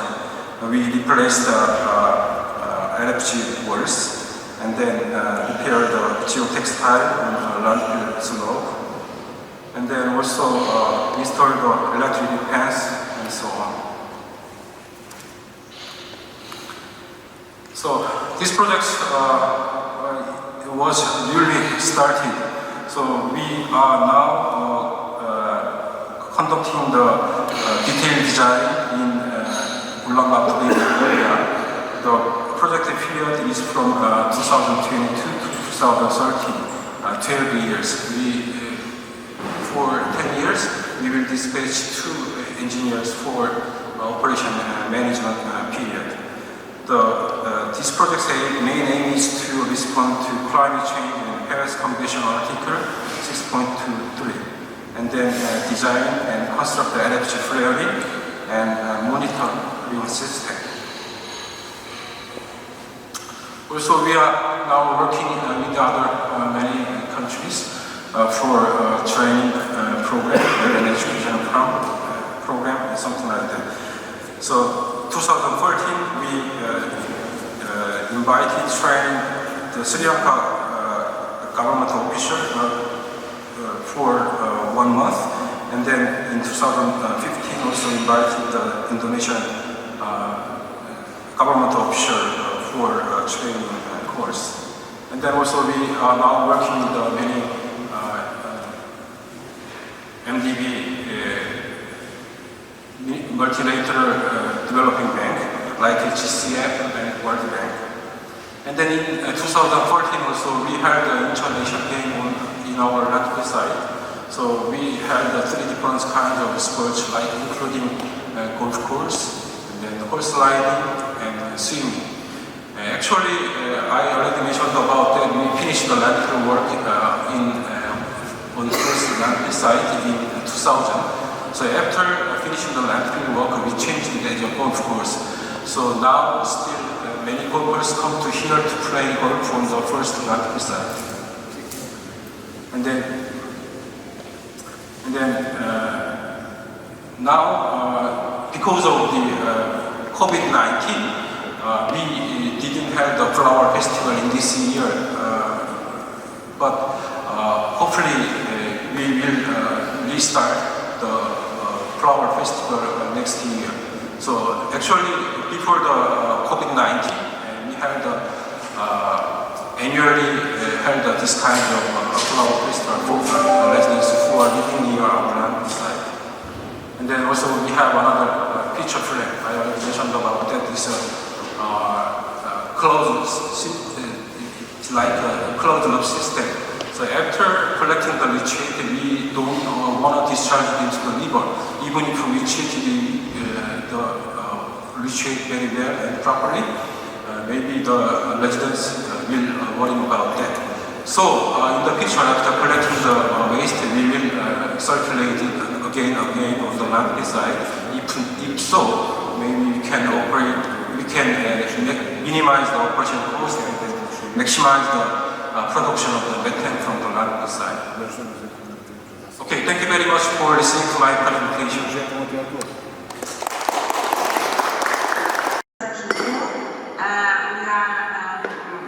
are going to hear about the circular economy industry, and we have the joy to have with us Professor Jorge, which is going to talk about bioplastic for a circular economy. So, if everything is ready, I'd like very much to invite Professor Jorge to start his presentation. So, this is your floor. Thank you. Thank you for the introduction. I'm happy to be here today, and I would like to say thank you for organizing this great and meaningful event. If we think of plastic materials and plastic-based products, the plastic is the most commonly used resources for our human being, according to its great properties such as hardness and non-biodegradability for many years, sometimes hundreds of other years. It produced from back in 1950s, and amount of production was increased about 200 times. So about 8 billion tons of plastic were produced, and about 90% was discussed buried, which means only 9% of plastic was reused. According to prediction by Gale and UC Santa Barbara, 20 billion tons of plastic will be landfilled by 2050. The plastic can be broken down to the micro or nanoscale and circulated in our environment that can eventually cause inflammation, mutation, or mental illness in human beings. The plastic production and waste management are also very closely related to global warming due to plastic is one of the most well-known CO2 emission resources of basic material production from petroleum and disposal processes. That is why the plastics are considered as one of the biggest threats on human being existence. In recent 2 decades, there are various development work conducted to replace non-biodegradable and the petroleum-based plastics. PE, PET, PES, and PVC are most commonly used conventional and petroleum-based plastic materials. However, it does not biodegrade in our nation, which means it takes more than 100,000 years to be disappeared. There are some recently developed biomass-based plastics can be degraded in our nature within a couple of months to a year. But there are also industrial approaches to accelerate this biodegradation to get those into circular economy to produce biogas and compost. Basically, the plastics are from original petroleum, and it can be distinguished as non-biodegradable and biodegradable. The PVC, PVC, and PVS are post-based, but it can be biodegradable. The bio-PE and bio-PET plastics were developed to replace fossil-based plastics, but those are also non-biodegradable plastics. The PLA and PHA-based plastics are most commonly used biodegradable plastics for circular economy. According to Ellen MacArthur Foundation, they started charity and education to accelerate circular economy. They defined circular economy has to be restorative and regenerative. In this definition, bioplastic perfectly fits to break or waste renewable economy in favor of a more circular model. So basically, there are 4 components in value chains of bioplastic industry that include agriculture, measure the biomass, R&D for biomaterials such as monomer-based resins, waste management and green chemistry for circular economy such as biogas and compost production, from the bio-waste. According to European Bioplastic Association, they define bioplastics with 10 packs of bioplastics. It has to be the bio-based or biodegradable, and this market can be grown up to 5 million tons per year. That covers 10% plastic markets in the EU. It also contributes on EU 2020 carbon dioxide emission reduction, and it can be made from various biomasses, such as plant wood or microbeers. It only consumes 0.01% of global agricultural area. The major share of bioplastics were developed to replace petroleum-based plastics, such as PE and PET, with bio-P and bio-PET. Some bioplastics are compostable, that means it can be easily biodegradable and can be used for plantation. Compostable plastic bags will help us to collect more bio-waste easily because there are 100 million tons of bio-waste are not collected every year.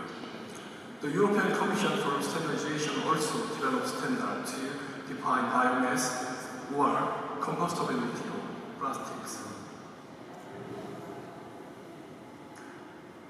The bioplastics are basically produced from plant or microbial-based sugars to produce monomers such as the bioethanol or sugar itself that can be converted into and polymerized as biodegradable polymers such as PLA, PHA, and PBS.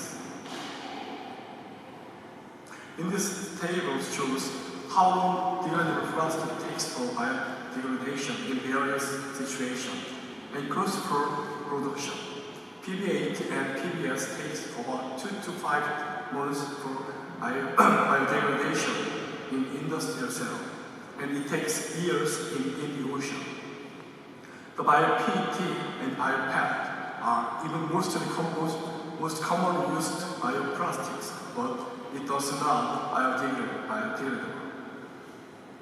The PLA and PHA are recently more highlighted according to their biodegradability in anaerobic and industrial cell. It only takes 3 to 6 weeks to be digested perfectly, and it also produces biomethane gas. However, the battle leg of bioplastics is still the cost and the regulation.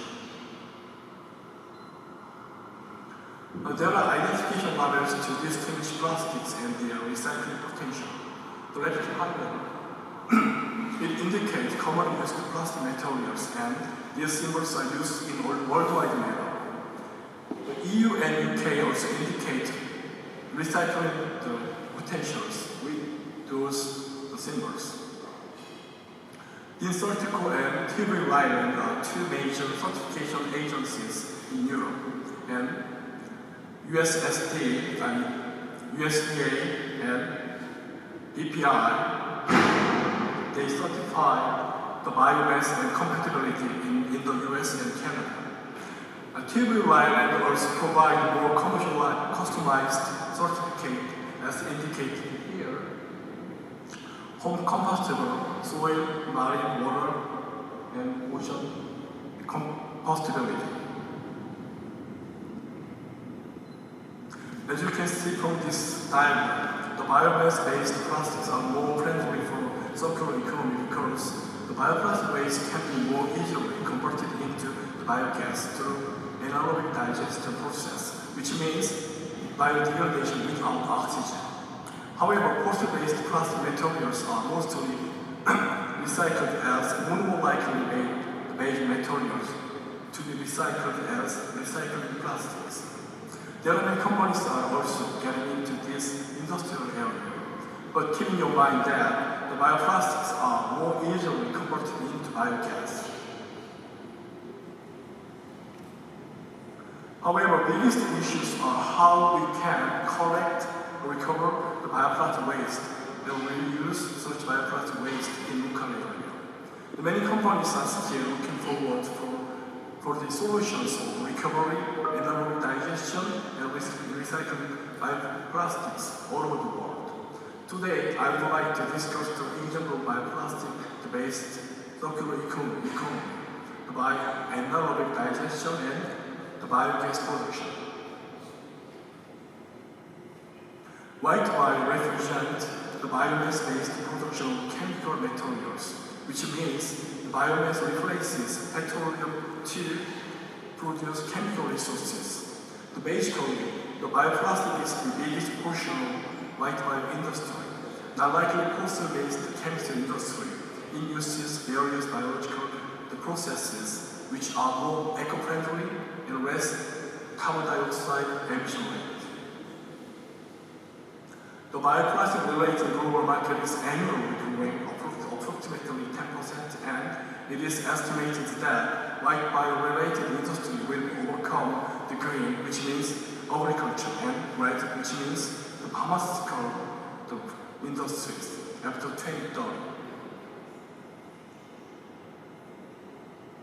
So I don't know the exact situation of bioplastic industry in Portugal, but importance of bioplastic was the very seriously discussed during UN Ocean Conference in 2022 here in Lisbon.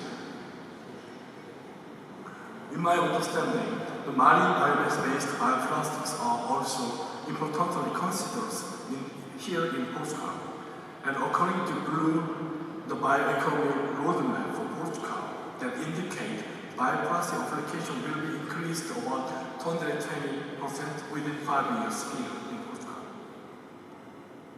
I believe that United by Polymers Incorporation is one of the biomass company here in Portugal and the registered company in European Bioplastic Association that produce wood-based biomass for the bioplastic products.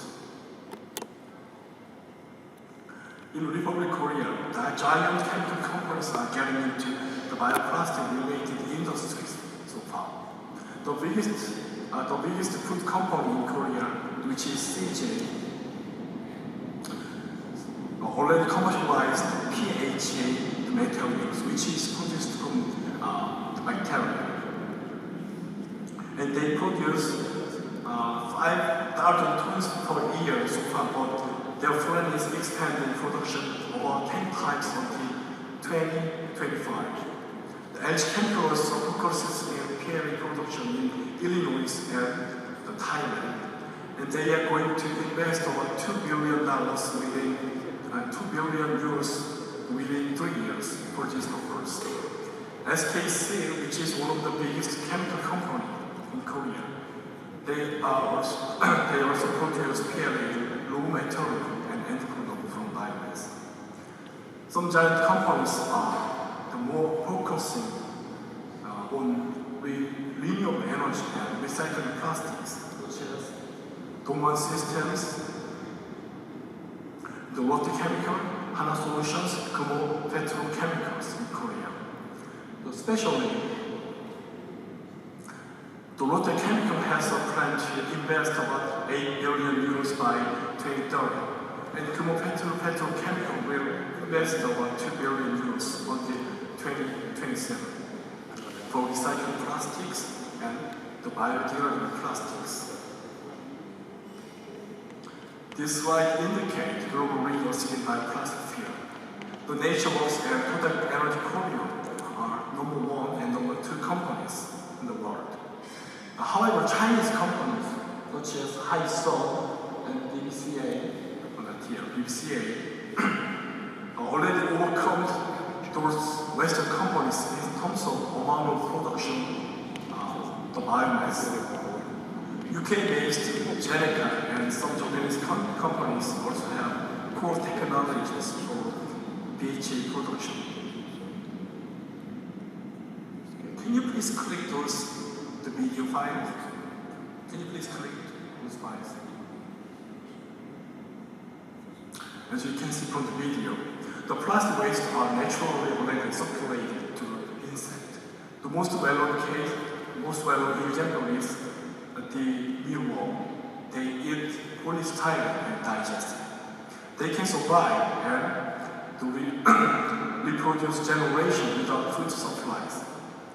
The other example of the moss larva also digest polyurethane and natural wax to convert those materials into energy sources for their survival. So basically, the microflora, which means intestinal bacteria, help digestion of plastics and convert it into sugar as an energy source. If you think of intestine, there are tons of various bacteria that helps our digestion in anaerobic condition, which means without oxygen. So such bacteria in our intestine help to converting fat, protein, carbohydrate into sugar chains. And it also produces methane gas, like biomass, during anaerobic digestion.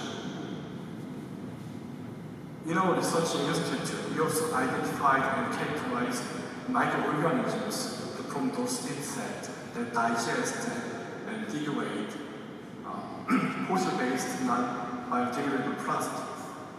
And those are list of the bacteria we characterized. And there are also some the microbials are identified and characterized from the soil, food waste, and ocean that digest bioplastics such as PLA and PHA in anaerobic condition. In our research center, we recently built a facility of anaerobic digesting facility for the bioplastic waste. It contains the 3 steps of shredding system to break down bioplastic waste into micrometer scales. And it also contains UV treatment and heating treatment as a pre-treatment process. During anaerobic digestion, the bioplastic waste are mixed with highly concentrated food waste extract to supply nutrient to the microbials that digest the bioplastics. After mixing of the bioplastic and food waste, the mixtures are transferred into anaerobic chambers. During anaerobic digestion process, methane and carbon dioxide gas are produced and stored in gas tank.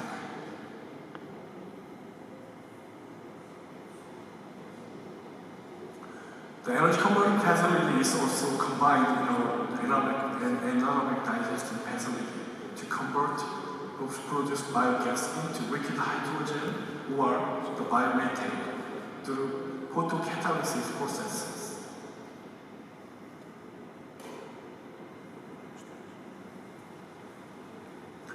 The anaerobic digestion facility is fully automated and it contains pretreatment process and anaerobic reactors. We have 2 of 1-ton reactors and 2 of 100-liter reactors and 10 of 20-liter reactors for practical research purposes. Let me briefly introduce how the bioplastic can be digested in our anaerobic digestion facility. The result here were produced by collaboration with Korean giant food company, which is CG. So even I have many data here, let me conclude the data. The conclusion is this slide shows methane and carbon dioxide production from the various biodegradable plastics, and it indicates PHA and the PHA hybrid material that can degrade the biomass-based biodegradable plastic resources according to the amount of biogas production.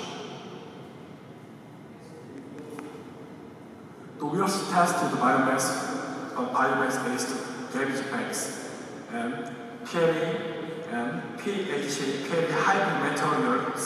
The waste bags were fully degraded in anaerobic conditions, which means those materials can be used as raw material of the biodegradable bags for the bio-waste, such as food waste. From the anaerobic digestion of garbage bags, it also produced biogases.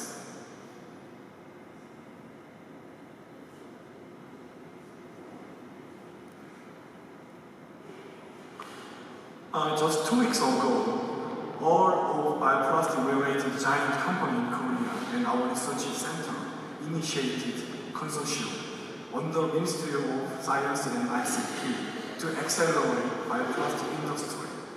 By conducting practical research project with almost all bioplastic companies in Korea, we are trying to change disposable item-related law in our nation.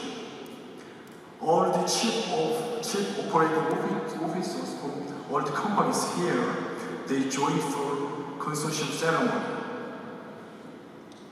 Basically, in our practical research program, from next January to another 2 years, the CJ and LG Chemical will provide raw materials such as PHA and PLA. And SKC, they will produce bioplastic-based straw and bags. Currently, startups in Korea, they supply only paper-based straws in the store. However, in our program, the bioplastic-based straw will replace the paper-based straw. The one straw and bag waste are collected from the Starbucks that will be delivered in our research center. And those the waste items will be anaerobically digested for the biogas production. The methane gas will be used in our dormitory, and carbon dioxide will be used for the plantation in the campus. Professor, may I ask you to conclude, please? Yeah, almost done actually. Basically, such organic waste included bioplastic will be anaerobically digested, and this flapping will be transported into real fuel mode. Since we have already intervened in the biogas plantation in our nation, and especially in my city, Incheon, Songdo area, which is very well developed and still under development, we also have the biogas plants that can digest 100 tons per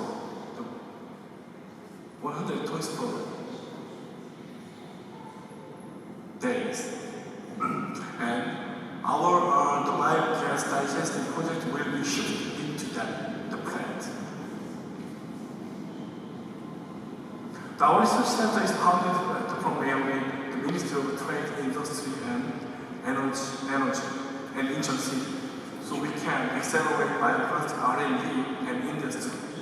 We have also various industry academic cooperative programs and organizing those bioplastic international conferences. So I think this is all I have today, and thank you for your attention.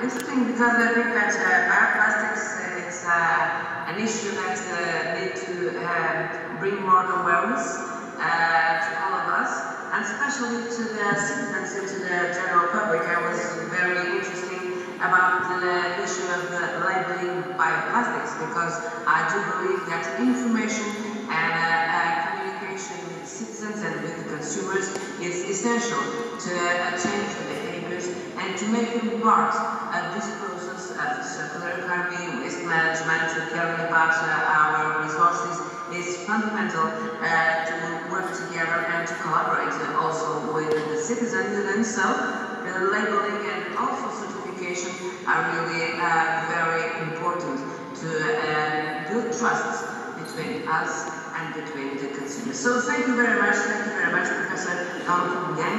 It was a pleasure to hear you, and I think that in order to fulfill our the schedule, I should now invite our last speaker. And by the way, informing our audience that we expect your questions to our guests. And while you're thinking your questions, I should invite, by the way, to get the presentation, Mr. Hanwha from Culture, Lisbon. He's the director of Culture Lisbon. So should you please take your floor and share with us your presentation. Thank you very much. And I'm director of Culture Lisbon.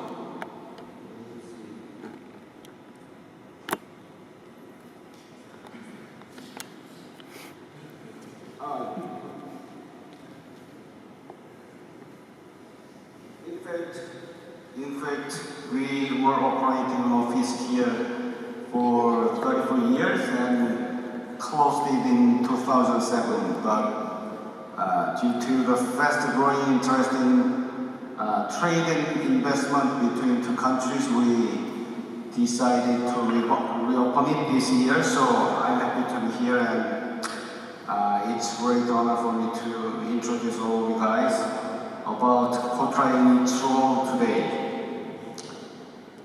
Okay, so let's start. Coreia is National Trade Investment Promotion Organization, established in 1962, and Coreia has played a vital role in national economic development and has helped it become the world's 10th largest in GDP and 9th largest in trade. With annual trade volume exceeding $1 trillion. And thanks to its vast FTA network, companies in Korea can get access to 77% of the global market, which means Korea has free trade agreements with 55 countries, including European region, United States, and China, the biggest markets in the world. This slide shows our overseas network, the biggest feature of Portugal. For foreign countries and enterprises, Coreia has facilitated cooperation with Korea for trade, investment, technology, and even human resources by utilizing our own global network of 129 offices in 84 countries. Okay, so let me explain the main roles of Coreia one by one and some tips about how to use them. Okay, fine. First of all, export support for Korean small and medium-sized enterprises is a main and fundamental role. So Coreia provides one-on-one support to help foreign buyers find Korean companies that have outstanding products and arrange business meetings between them. To do so, first, Coreia cooperates with local governments to dispatch trade delegation consisting of Korean exporters that wish to open a new market. In this case, Coreia also can help invited buyers, for example, interpretation during the meeting or some simple consulting about importing procedure could be given if needed. Second, Coreia organizes every year country pavilions with selected Korean companies at international exhibitions and invite foreign buyers to arrange meetings in situ. Third, Buy Korea is our own online B2B marketplace to help you find Korean providers via internet. So you only make your own account for free and find them, pay with your credit cards, and reserve shipping schedule on site. That's all to complete all the procedure for international trade. Super easy. Another important thing is that Coreia can find ideal partner for you to build and strengthen global value chains. To do so, Coreia has a special program named Global Partnering for it. This open innovation program is implemented in doing business partnership between Korean and foreign companies. So it could be an R&D project for product sourcing, or also could be an equity investment to make your global supply chain stronger. And right now, this program focuses mainly on automobile sector, but we can try it in any sector you desire. Invest Korea is national investment promotion entity as part of Coreia that provides support services for foreign investors. And for better assistance, we have the one-stop service, which means Coreia has, how can I say, customized step-by-step service from the beginning to the final stage of the investment. And we have some special aftercare services such as foreign investment ombudsman, home doctor, and even red carpet service at the airport. In fact, inbound investment attraction is not the only interest of Coreia. Coreia also provides comprehensive services for promoting outbound investment by Korean companies. For example, Coreia can find potential Korean investors and help them get promising properties or projects suitable for the investment by working closely with foreign government, IPAs, and consulting firms. And in this regard, Portugal also supports cross-border M&A for Korean companies by introducing local, in this case, Portuguese companies that wish to attract foreign investment. Okay, then, in fact, those are not all we can do. Portugal often runs diverse programs to help Korean job seekers hired overseas, as well as introduce foreign professional workers to Korean employers. And besides, Coreia is sometimes involved in making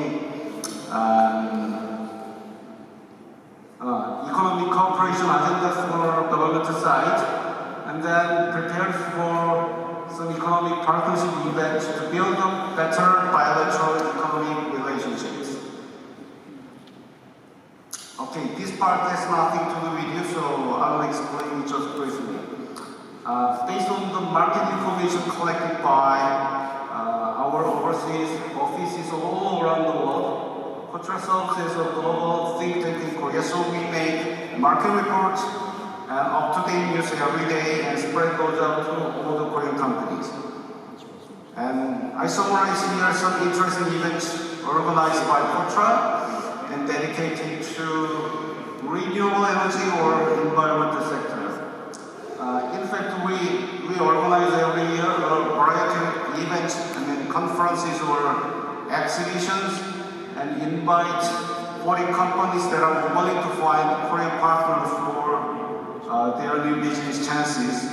So if you have interest in doing business with Korea or cooperation with Korean companies, and wish to visit Korea, please don't hesitate to contact us anytime you need.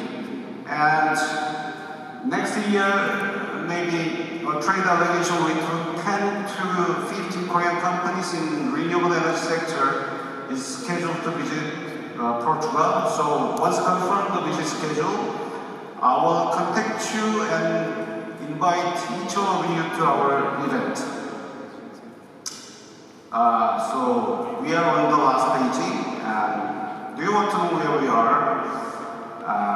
Unfortunately, our office has not been ready yet, but as of January next year, the office will be open at Amaral Shopping Center, Yeongmoo. So all you guys will be always welcome. This is the end of my presentation. And as you can see, Coreia is doing a variety of tasks by supporting global businesses between Korean and foreign companies. So if you have interest in doing business with Korea, please feel free to contact us. Thank you.